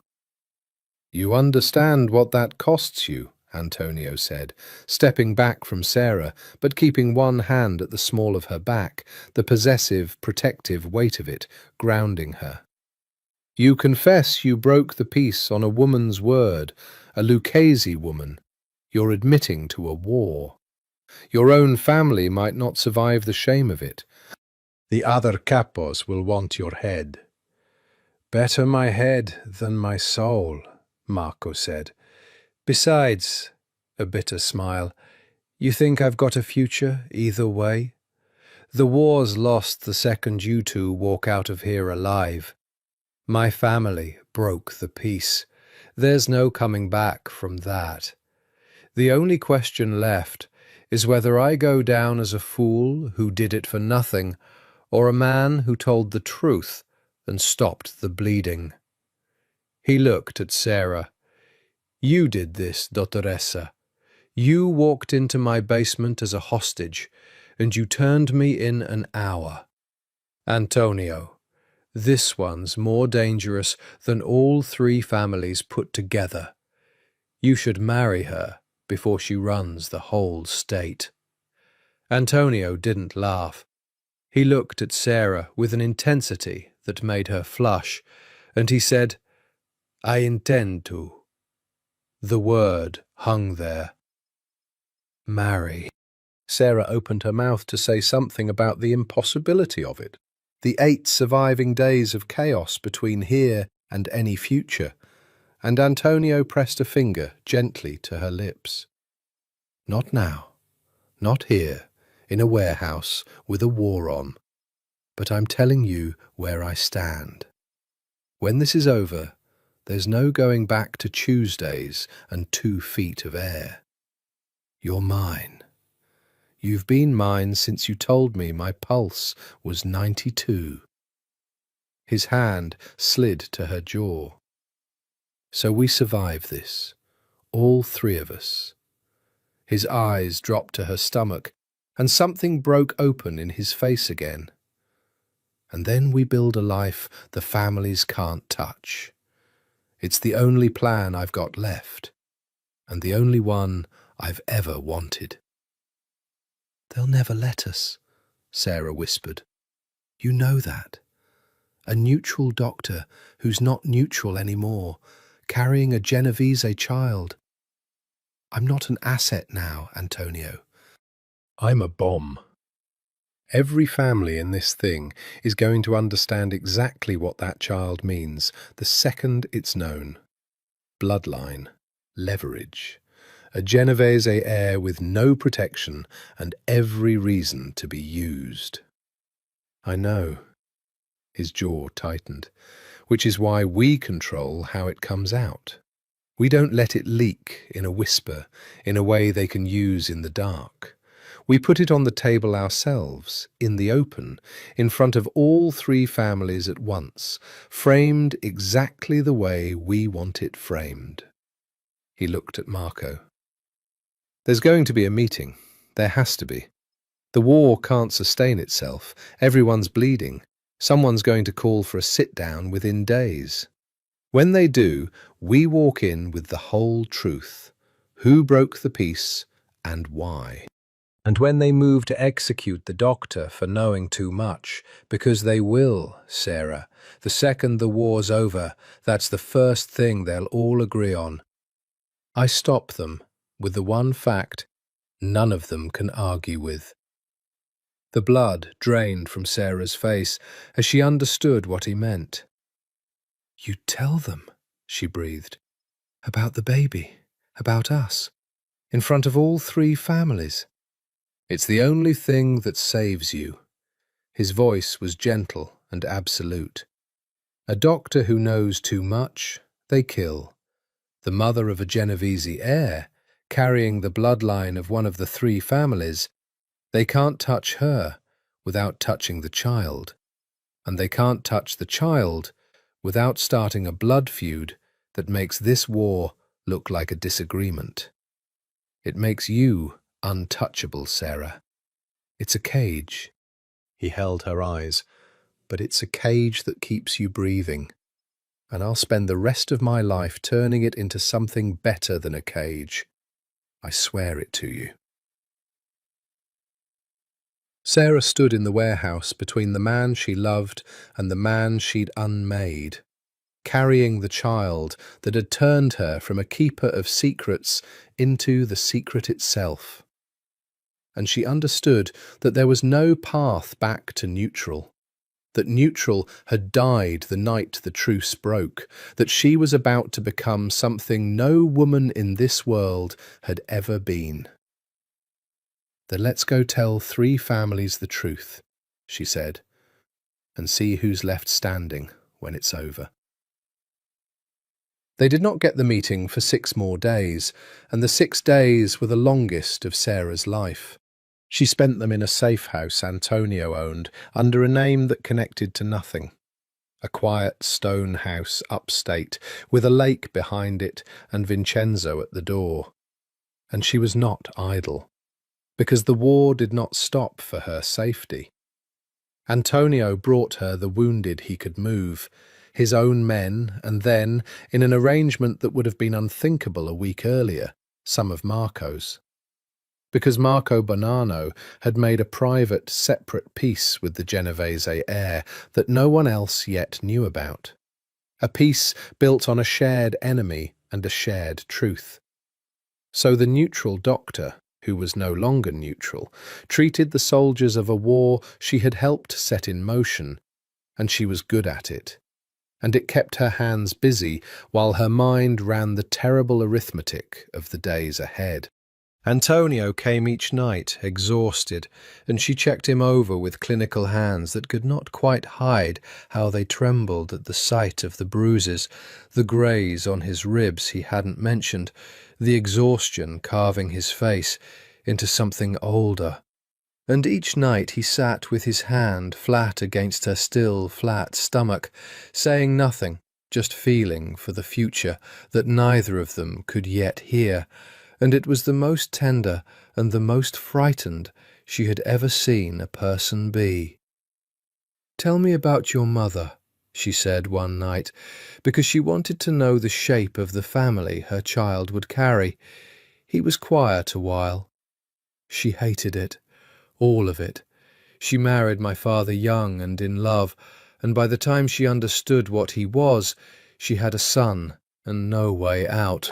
She used to take me to the shore, just the 2 of us, and she'd say—" His voice roughened, "Antonio, promise me you'll be the one who gets out. One of us has to." Then she died before I could, and I spent 15 years trying to keep a promise to a dead woman. He looked at Sarah. The peace was how I was going to keep it. Get out through the front door, by ending the thing instead of running from it. And now, a rough laugh, now the getting out looks like war and scandal and a child born into the middle of a family feud. Not what she meant, not what I planned. "Maybe it's better than what she meant," Sarah said softly. "She wanted you to get out so you wouldn't become your father. You didn't. You walked into a Bonanno warehouse alone to save a woman and told the truth to a man who could have killed you.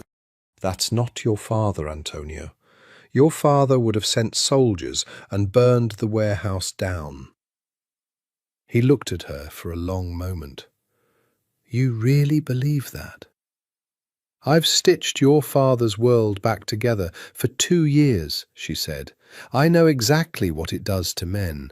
And I know what it hasn't done to you. That's the whole reason I let you sit on my exam table." He kissed her then, slow and deep and desperate, a man kissing the future in the middle of a war. And afterward they lay in the dark of the safe house, with the lake making its small sounds outside, and for a few hours the world could not reach them. But the world was reaching for everyone else. The reports painted a war eating itself. The Bonanno attack had been devastating, but not decisive. All 3 families were bleeding into a stalemate that served no one. Soldiers were dying in towns that had known 10 years of quiet, and the police, bought or blind for a decade, were beginning to notice, which meant federal attention. The one thing all 3 families feared more than each other. And through it all, Isabella Lucchesi played the grieving bride. That was the part that turned Sarah's stomach. Marco's back channel reported it in a flat, wounded voice. Isabella, publicly devastated that the war had shattered her wedding, her peace, her father's dying dream.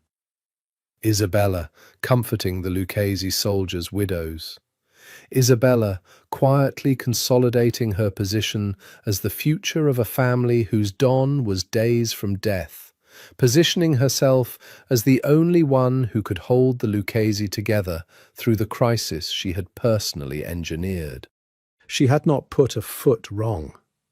She had turned the war into her own coronation, and no one but the 4 people who knew the truth suspected a thing. "She's brilliant," Sarah said, reading the report by lamplight. "It's monstrous, but it's brilliant. She burned everything down and made herself the hero of the fire." "She made one mistake," Antonio said. "What?" "She assumed the doctor would break." He took the report from Sarah's hands. "She had you kidnapped to be interrogated because she assumed you'd give up the Genovese secrets and confirm the story she needed, that we were compromised, that the war was justified. She never imagined you'd turn Marco instead. She built her whole plan on you being a vault to be cracked. She never once considered you might be a person who could see the whole board." He looked at her with something like awe. "She underestimated you, Sarah. Everyone in this world underestimated you. They all thought you were a thing that kept secrets. None of them noticed you were smart enough to understand them." The sit-down came on the 6th day. It came the way these things came, a message through intermediaries, a neutral location agreed upon, old protocols dusted off, because even a war this bad had rules for how it might end.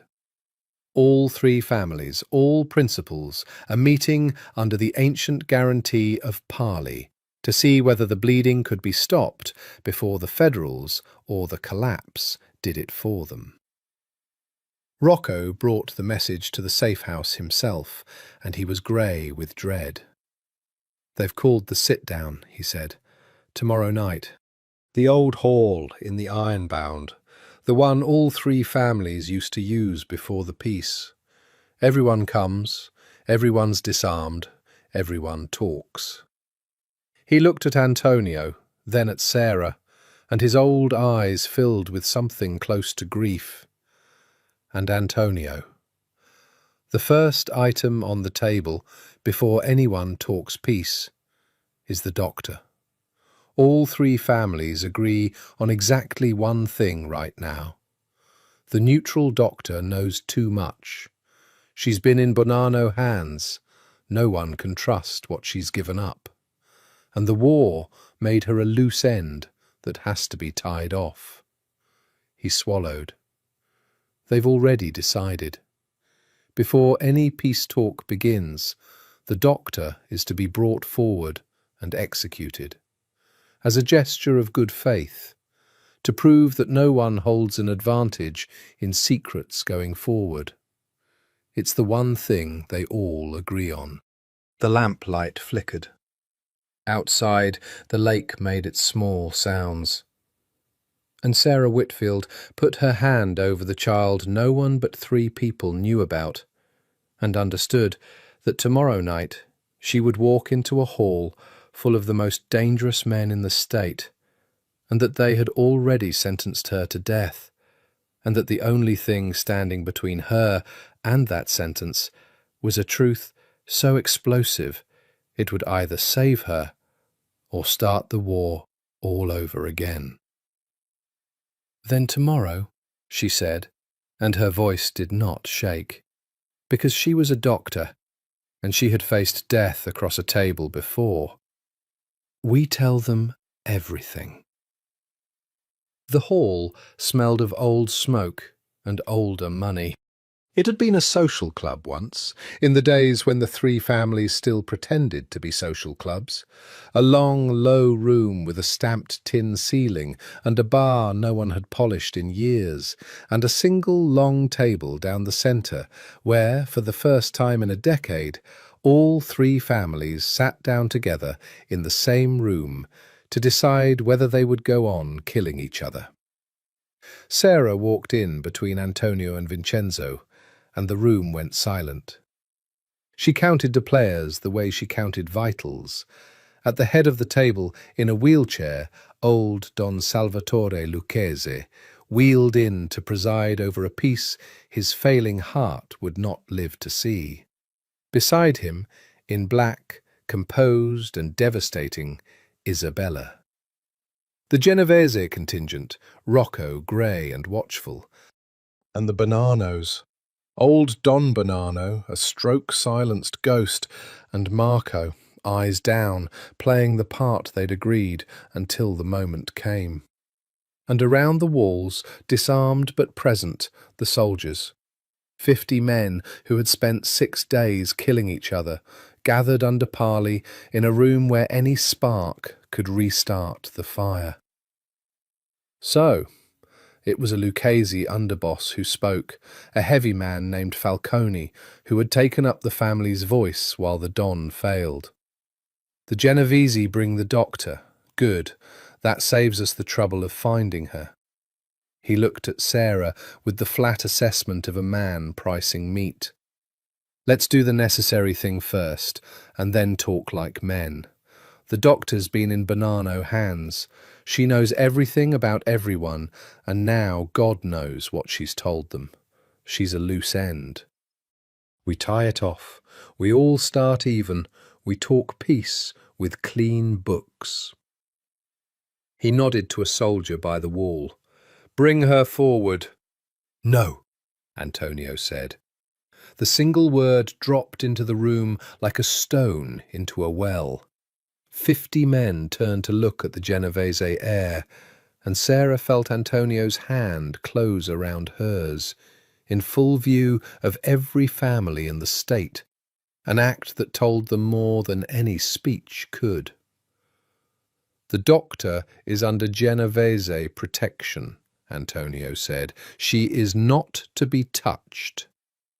The doctor is neutral, Falcone said, an edge coming into his voice.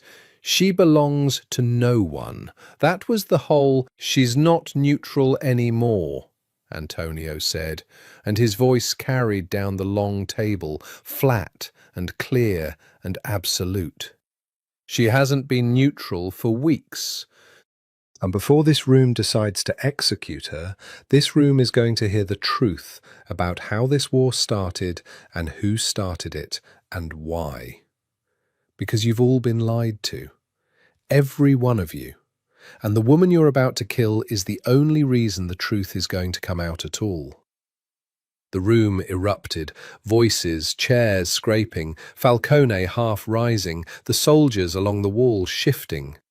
And through it all, Sarah watched Isabella Lucchese, watched her go very still, watched the calculation flicker behind her beautiful eyes as she understood that something had gone wrong, that a piece she thought she'd removed from the board was still in play.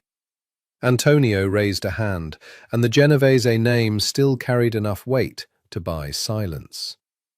The Bonanos broke the peace, he said. That's true. Everyone knows it. But the Bonanos didn't plan it. Marco Bonanno didn't have the reach to buy through my broker, or the intelligence to hit 3 targets in one night, or the reason to want a war 8 days before a wedding that would have made him nothing and made the Genovese and Lucchese everything. Antonio's eyes moved down the table, slow, deliberate, until they came to rest on the woman in black beside the dying Don. He had a partner. Someone on the inside, someone who gave him the intelligence and the reason and the plan, someone who wanted this war so badly they were willing to burn every family in this room to get it. because a war was the only thing that could stop a wedding they couldn't refuse. "This is madness," Falcone said. "The Genovese heir is protecting his whore with fairy tales." Antonio moved so fast that even Sarah didn't see it, and then Falcone was silent, because Antonio Genovese was looking at him with the flat, clear, murderous focus that Sarah had glimpsed only twice, and every man in the room recognized it as the thing that lived under the peace, the thing Antonio had spent his life keeping caged. "You'll want to be careful," Antonio said quietly, "about the next word you use for the mother of my child." The silence that followed was the deepest Sarah had ever heard. It spread through the hall like cold water. 50 men, 3 families, a dying Don, and a woman in black. All of them frozen, all of them recalculating everything as the Genovese heir stood in the middle of a war he was supposed to end by marriage and announced in front of every power in the state that he had fathered a child with the neutral doctor. Isabella Lucchese stood up. "That's a lie," she said, but her voice had a hairline crack in it now, because she understood, better than anyone in the room, exactly what Antonio had just done. He hadn't just protected Sarah. He'd proven that the marriage, her marriage, the foundation of the peace, had been a lie on the groom's side from the start, which meant the question of why it had also been a lie on the bride's side was now the only question in the room. "It's not a lie," Sarah said, and she stepped forward, out of Antonio's shadow, into the centre of the hall, into the full attention of the most dangerous men in the state, and she was terrified, and she did not let it show, because she had faced death across a table before, and she would face it standing up. "I'm a doctor. I don't lie about what's true in a body. I'm pregnant. It's Antonio's, and I've known for 17 days. Which means the marriage that was supposed to seal your peace was never going to hold.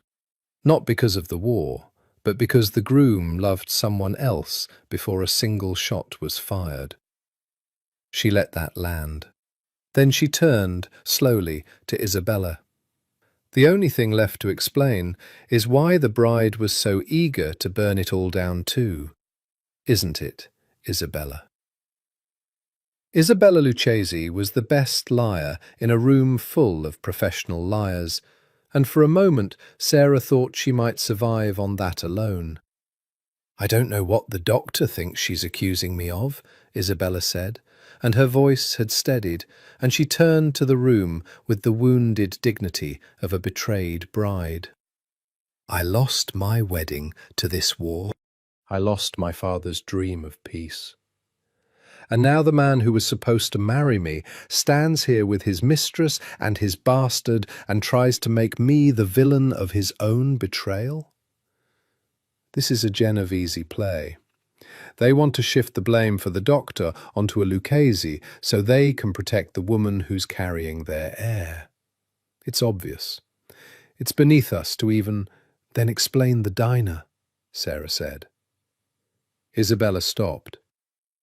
11 days ago you called me yourself, not through a driver, yourself. You asked to meet somewhere no one knew, off Route 17, and you came alone, which a Lucchese daughter never does. And you told me you were in love with someone your family would kill him for.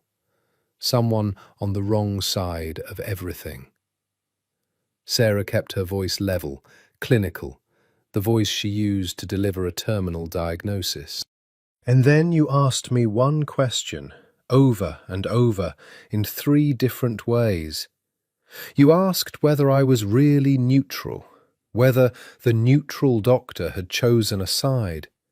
You needed to know if Antonio and I were what you suspected, because if we were, then the marriage was already a lie, and you could set your plan in motion knowing the wedding would never have held anyway." She turned to the room. She wasn't confessing to me. She was gathering intelligence. She needed to confirm that the groom was compromised before she pulled the trigger on a war. And I gave it to her without knowing what I'd given. That's the only mistake I've made in 2 years of neutrality. I underestimated her, the same way she underestimated me. The room was dead silent. Every eye moved from Sarah to Isabella and back. "Ask her who she loves," Marco Bonanno said. He'd been silent the whole meeting, eyes down, playing his part. Now he stood, and he raised his head, and he looked at Isabella across the long table with an expression that broke Sarah's heart, even knowing what he was. A man giving up the only thing he'd ever wanted, on purpose, in public, to stop a war. "Ask her," Marco said again. "Ask the grieving bride who she's really in love with. The person her family would kill." His voice cracked. "It's me. Since she was 19. She's a Lucchese. I'm a Bonanno. And we've spent 7 years loving each other in the dark." He laughed, wrecked. 2 weeks before the wedding, she came to me and said, "I can't spend my life next to a stranger while you watch from across the room. Break the peace before the wedding, and in the chaos no one will ever look at us." And I loved her enough to do it. I bought the guns, I coordinated the attacks. I broke the peace on the word of the woman I love. He looked at the room full of men whose brothers he'd killed. "So if you want someone to execute tonight for breaking the truce, it's me. I did it. But I didn't do it for the Bonanno name or territory or power. I did it because a Lucchese daughter looked at me and asked me to burn down the world so she wouldn't have to get married." His eyes went back to Isabella, and they were wet. "And she never once meant to walk out of the ashes with me, did she? That was a lie too. I was just the match." The hall detonated. Not with violence, the parley held barely, but with sound. 50 men roaring at once, the Lucchese soldiers surging up in defence of their princess, the Bonannos frozen in horror at their own heir's confession, the Genovese closing ranks around Antonio and Sarah. And through all of it, Sarah watched Isabella Lucchese's face, and she watched the mask finally completely fail, because Isabella looked at Marco, at the man who had just confessed to loving her, who had just thrown away his life and his name to tell the truth she'd built her whole plan on him never telling. And for one unguarded second, in front of every power in the state, her composure shattered, and something raw and real and devastated broke across her beautiful face. She did love him. That was the thing. She'd used him and she loved him, and watching him destroy himself for the truth had cracked her open, and the crack was visible to every man in the room, and it was the only confession that mattered, because you could argue with words, but you could not argue with a woman's face coming apart at the sight of her lover's ruin. "Marco," she said, and it came out broken, and it was the first true thing she'd said in the entire meeting, and it damned her completely. "Marco, why did you—" "Because I was tired of the dark," he said simply. Old Don Salvatore Lucchese, silent in his wheelchair the entire time, his dying heart the reason Sarah knew things she should not know, raised one trembling hand. The room fell silent for the dying Don. "My daughter," he said, and his voice was a ruin, a whisper the whole hall strained to hear.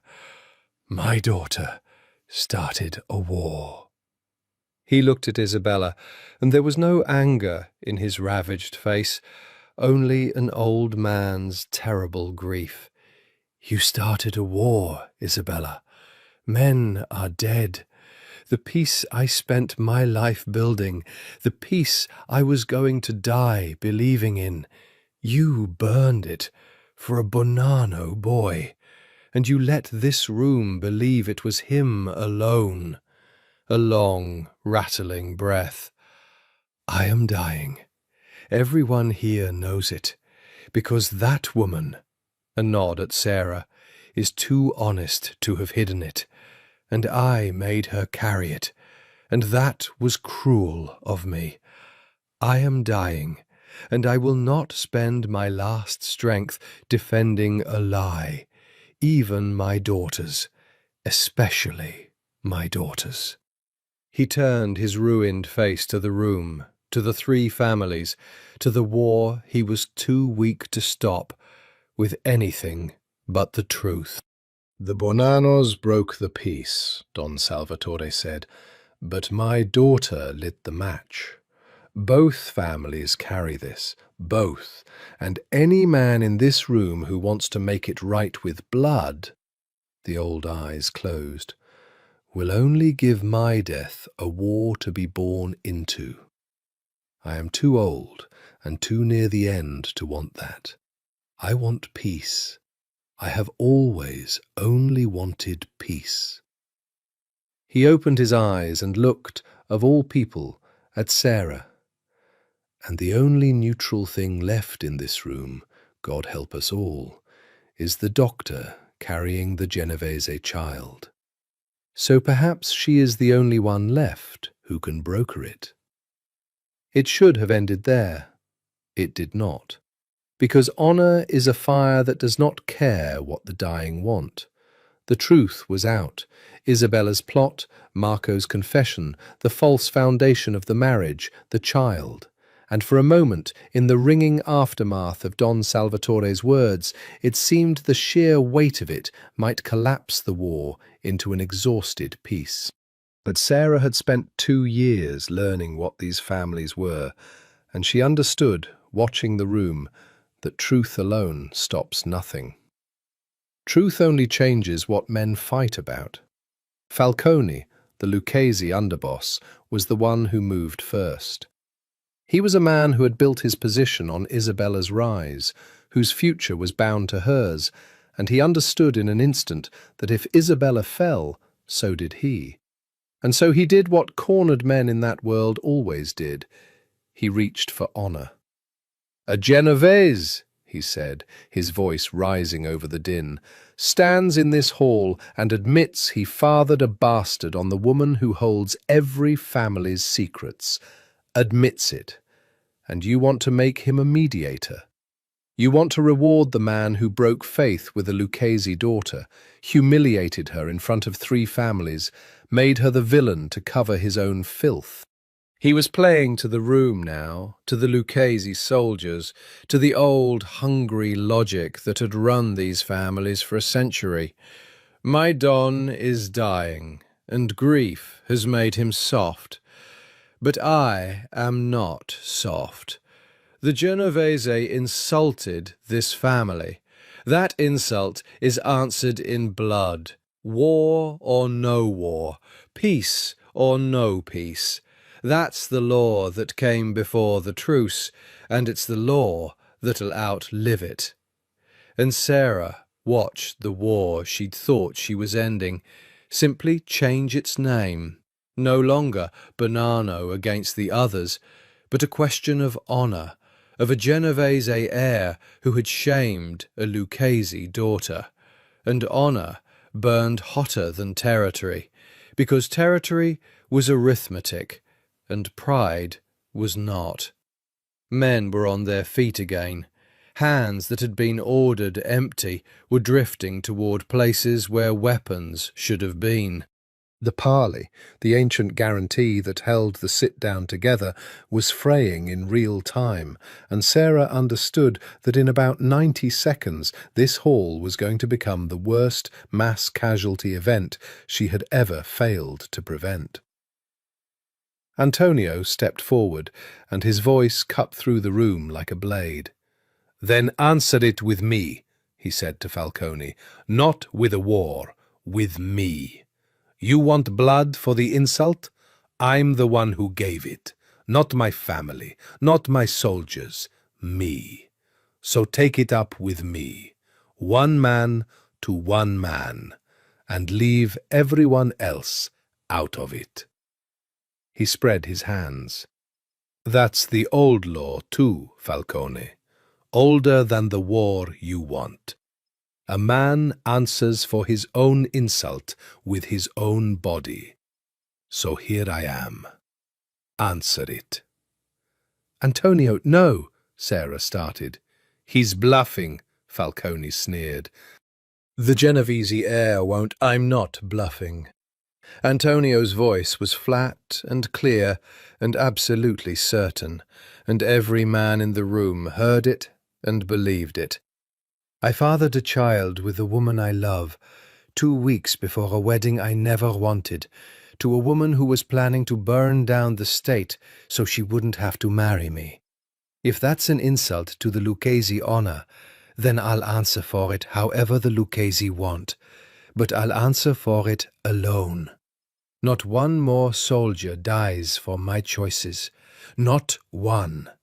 The war ends here, tonight, one way or another, and it ends with me."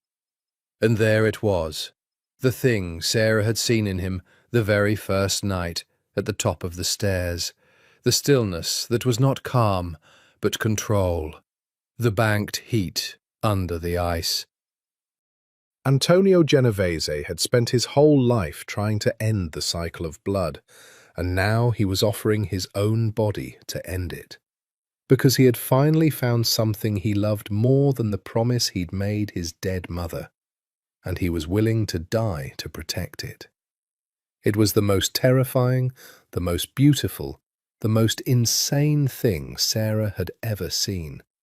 And she understood that if she did not do something in the next 30 seconds, she was going to watch the father of her child walk into a room full of guns and offer himself up like a lamb. So she did the only thing left. She used the one thing she had that no one else in the room had. "Stop," Sarah said, and she said it in the voice she used in a trauma bay when a room full of panicking people needed one person to be calm. The voice that made surgeons and nurses and terrified families all turn and obey without knowing why. "Everyone stop, sit down, all of you, because I am the only person in this room who can hurt every single one of you, and it's time you remembered that." The room turned to her, even Falcone. "You want to talk about what I know?" Sarah walked to the head of the table, past the dying Don, past Isabella, her fear burned away into something cold and absolute. "I know which of you is dying and hasn't told his family. Which of you has a disease he's hiding from his wife. Which of your soldiers are informants, because I've treated the wounds they got in places they lied about. Which children in which houses were fathered by which men in this room. I am the most dangerous woman in New Jersey, and every one of you has spent this meeting deciding whether to kill me for it." She let that land, let them feel the weight of it. 50 men, suddenly aware that the woman they'd sentenced to death was holding every one of their throats in her hands. "And I've never spent a single one of those secrets, not one, for 2 years. Because I understood that the second I did, I stopped being a doctor and became a weapon. So here's what's going to happen. You're not going to kill me, because you can't. Because I'm carrying a child, that makes me untouchable. and because I know things that would end half of you. And you're not going to fight a war of honor over Antonio Genovese, because I won't treat a single one of your wounded if you do." The threat dropped into the room like a bomb. "You need me," Sarah said into the ringing silence. "All three of you. You always have." The peace didn't hold because of a marriage. The peace held because you all needed the same doctor, and none of you could afford to be the one who lost her. That's the real truce. It was never about territory or marriages. It was about the fact that you're all mortal and you all bleed, and there's exactly one person in the world all three of you can trust to keep you breathing. She put her hand flat on the long table. "So sit down, and let's negotiate a real peace this time. Not one built on a wedding that was a lie on both sides. One built on the only thing that's actually true in this room. That every single one of you is going to need me again. And I only stay if the war stops now." Nobody moved for a long, long moment. Then, slowly, Falcone sat down. And one by one, family by family, the most dangerous men in New Jersey sat down at the long table and turned to the neutral doctor, who was no longer neutral, and waited to hear what the mother of a Genovese heir was going to make them agree to. Sarah had never negotiated anything more consequential than a shift swap, and now 3 crime families waited for her to invent a peace. It was not so different from a trauma bay, a room full of people in crisis, each convinced their emergency was the only one, and one person's job to impose an order they couldn't see. She had done it 1,000 times. She did it now. First, the shooting stops tonight. Not tomorrow, tonight. Every soldier in this room sends the word out before we leave. Anyone who fires after midnight is disowned by his own family, and I stop treating that family entirely. That's not negotiable. Rocco, the old Genovese consigliere, was watching her with an expression of dawning, horrified respect. The men won't like being told to stand down by a woman? By a doctor? Sarah didn't flinch. The men will like bleeding out in a wine cellar even less. Tell them the doctor said stop, or the doctor stops. They'll understand incentives. Marco told me these people always understand incentives. Marco Bonanno, sitting apart now, isolated by his own confession, gave a hollow laugh. She's right. They will. Second, Sarah looked down the table, the question of honour. Falcone wants blood for the insult to the Lucchese. I understand the logic. I don't accept it, but I understand it. So here's the trade. She had been building this in her head for 6 days in the safe house, treating wounded men and running the arithmetic. And now she laid it out like a surgical plan. The insult to the Lucchese wasn't Antonio's affair. The real insult to the Lucchese was done by a Lucchese, by Isabella, who used a Lucchese daughter's position to start a war that killed Lucchese soldiers. Your family's honour wasn't wounded by the Genovese. It was wounded from the inside. And you can't answer an internal wound with an external war. That's not honour. That's just more bodies. Falcone's jaw worked. He knew she was right. He hated that she was right. Third, she turned to Isabella, who sat very still, all her masks gone now, just a young woman who had gambled everything and lost. Isabella and Marco love each other. That's the root of all of it. 7 years of loving each other in the dark because a Lucchese and a Bonanno couldn't be seen together, because your world would rather have a war than a wedding between the wrong two families. Sarah looked around the table. You want to know how to build a peace that actually holds. Stop treating love between families as treason. Isabella didn't want to marry Antonio because she was already bound to a Bonanno. If your world had a way for that to be anything but a death sentence, she'd never have needed to burn everything down. The war didn't happen because of a broken marriage. It happened because your world only allows one kind of marriage, the strategic kind, and punishes every other kind with death.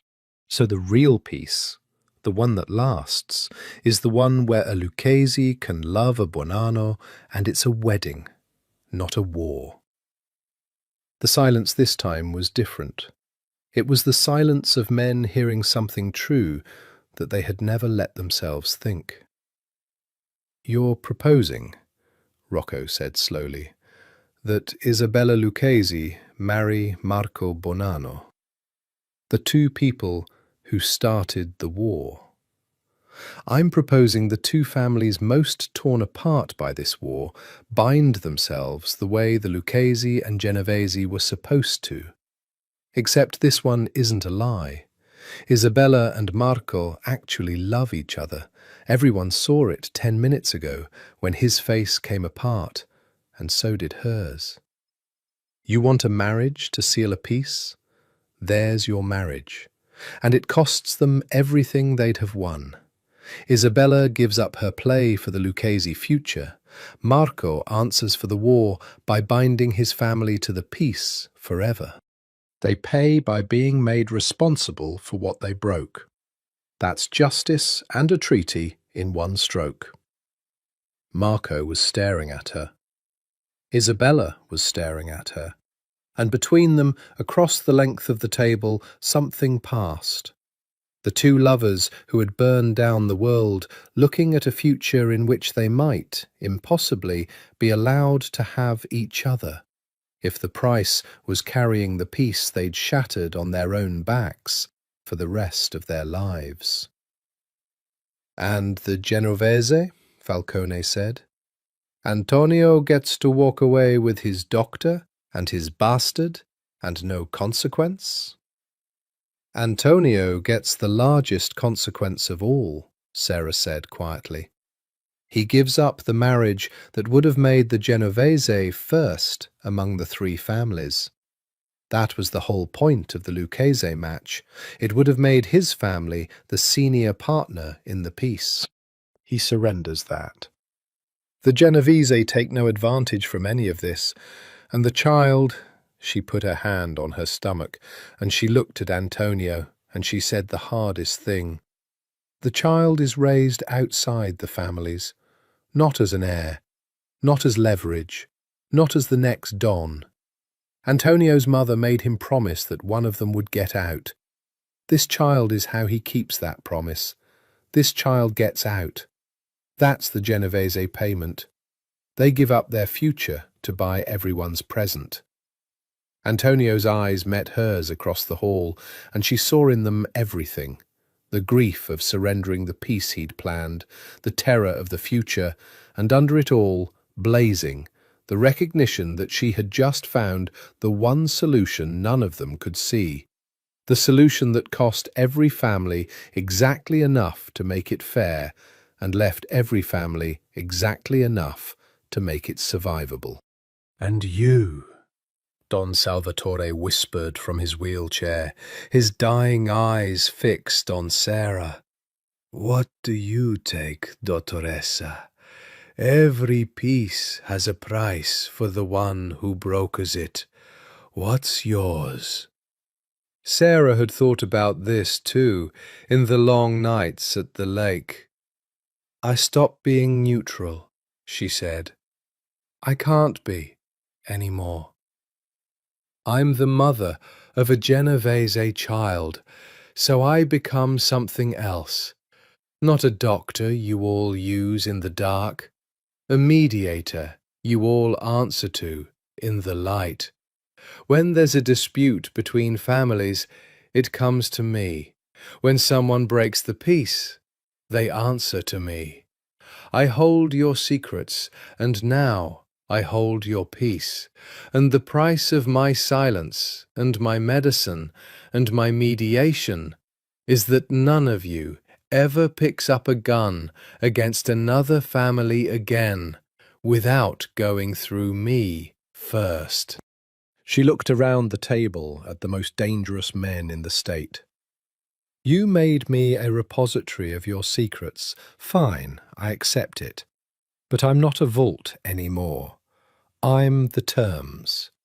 Break the peace, and I open the vault, and every secret in it comes out at once, and all three of you burn together. She let them feel it. That's my price. I don't want money. I don't want territory. I want the war to be over, and I want it to stay over. And I've just made myself the only thing standing between all of you and mutual destruction. Welcome to the new truce. It's got my name on it now. Nobody spoke, and then old Don Salvatore Lucchesi, dying, laughed. A thin, delighted, astonished laugh. The laugh of a man who had spent 70 years among killers and had just watched an unarmed doctor take command of all of them. I told you, he wheezed, to no one, to the room, to the ghosts. I told her 2 years ago, the most dangerous woman in New Jersey. He raised his trembling hand one last time. The Lucchesi agree. God help us. The Lucchesi agree. The negotiations lasted until dawn. Sarah had thought the hard part was getting them to agree in principle. She learned, over the next 6 hours, that the hard part was everything after, because men who had spent their whole lives measuring power in inches did not simply hand it over because a doctor gave a speech. They argued, they circled, they tested her again and again, probing for the place where she would flinch or bend or reveal that she didn't really mean it. She did not flinch. She had spent 2 years being underestimated, and it had made her patient. And patience was the one weapon none of these men had learned to counter. When a Bonanno capo argued Marco had to answer for the war with his life, Sarah said, "His life answers by belonging to the peace. A dead Marco is a martyr, and martyrs start wars. A living Marco, bound to a Lucchesi, spending his days as the guarantee the Bonannos never break faith again, that punishment keeps working. Killing him is easy. Making him carry it is justice." When Falcone argued Isabella could not survive her own treason, Sarah said, "Then you execute the future of the Lucchesi the same week your Don dies, and leave that family leaderless in a peace nobody trusts yet.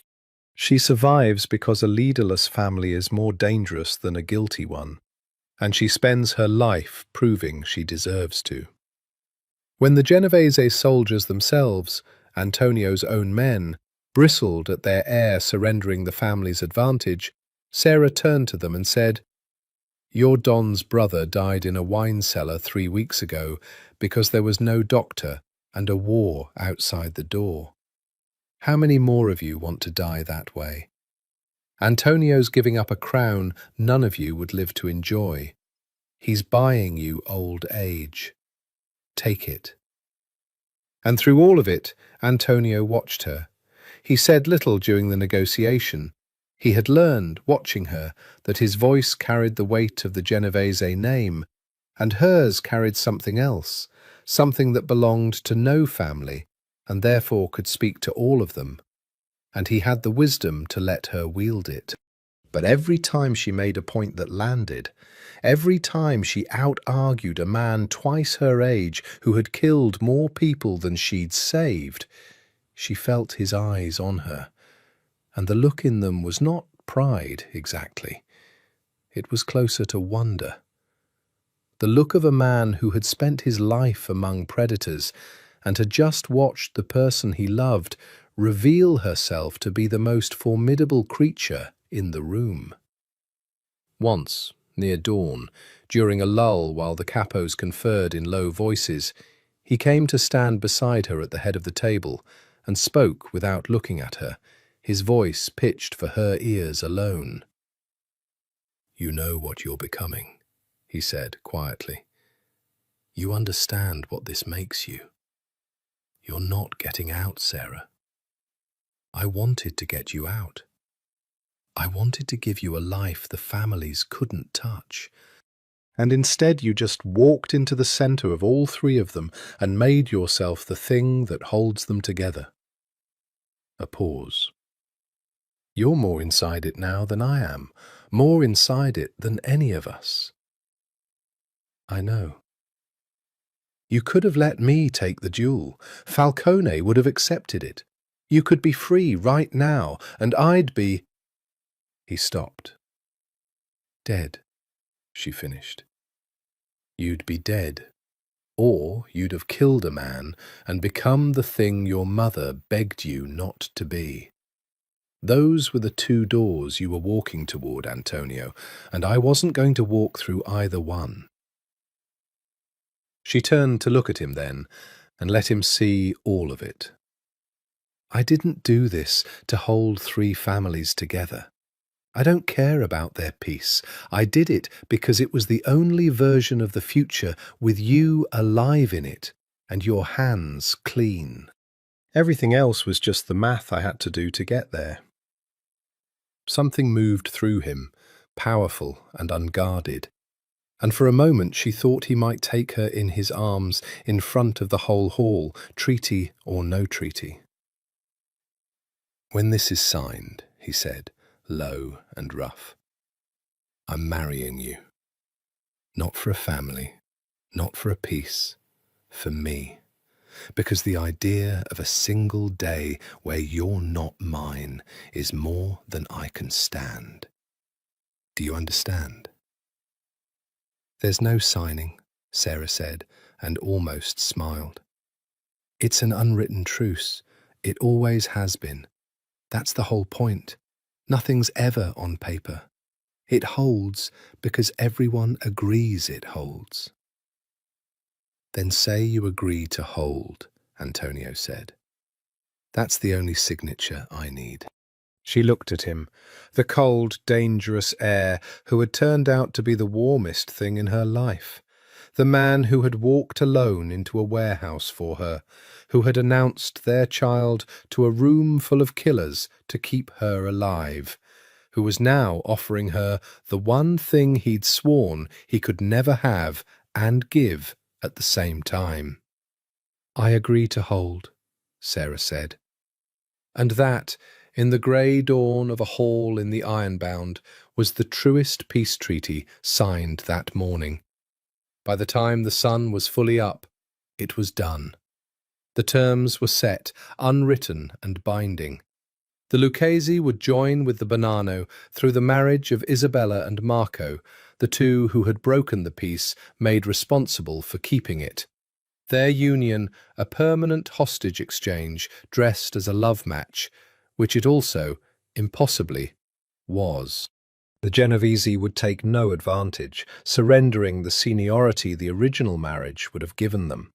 Antonio would step back from the front rank of the family's power, and his child would be raised outside the life entirely.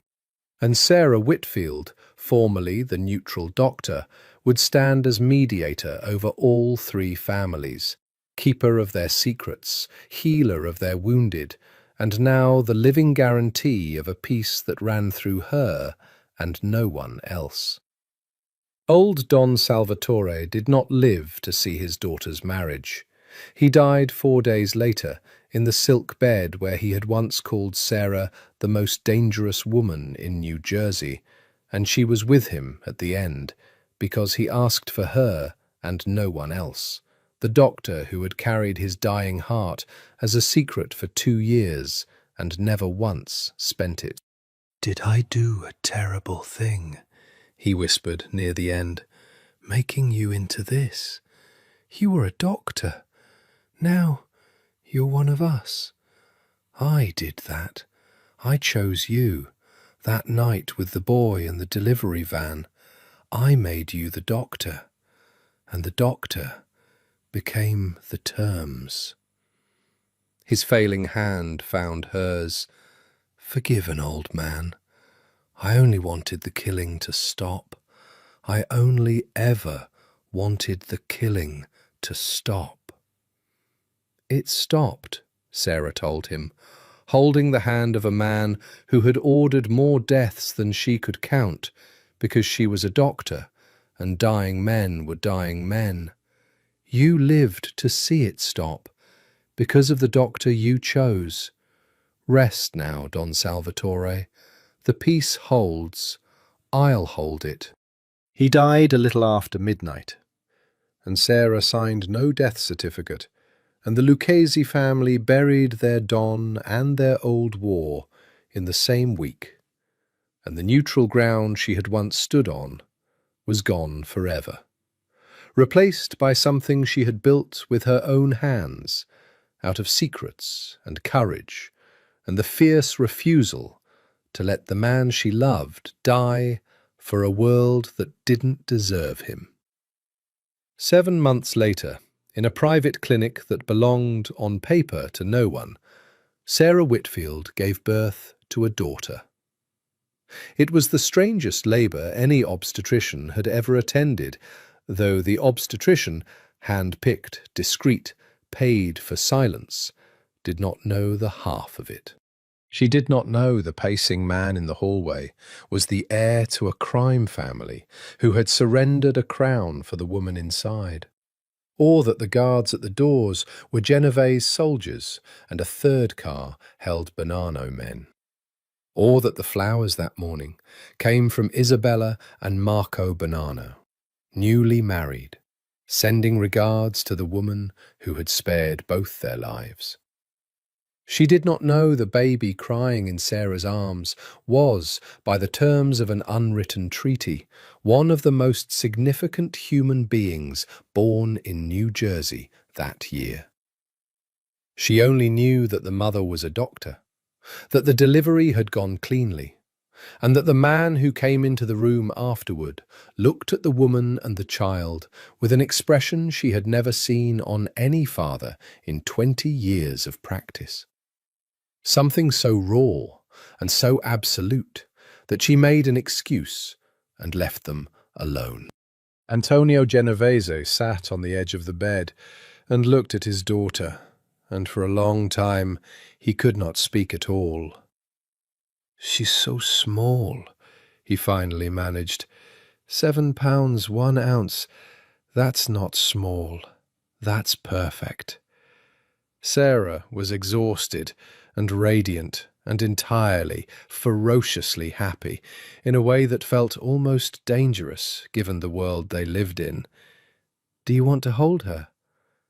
He took the baby, the way he did everything now, carefully, with the whole of his attention, as if the entire dangerous architecture of his life had narrowed to this single point of gravity, and Sarah watched the coldest, most dangerous man she had ever met hold his daughter against his chest and bow his head over her, and she watched a tear fall onto the blanket, and she understood that whatever else the peace had cost, it had also done this.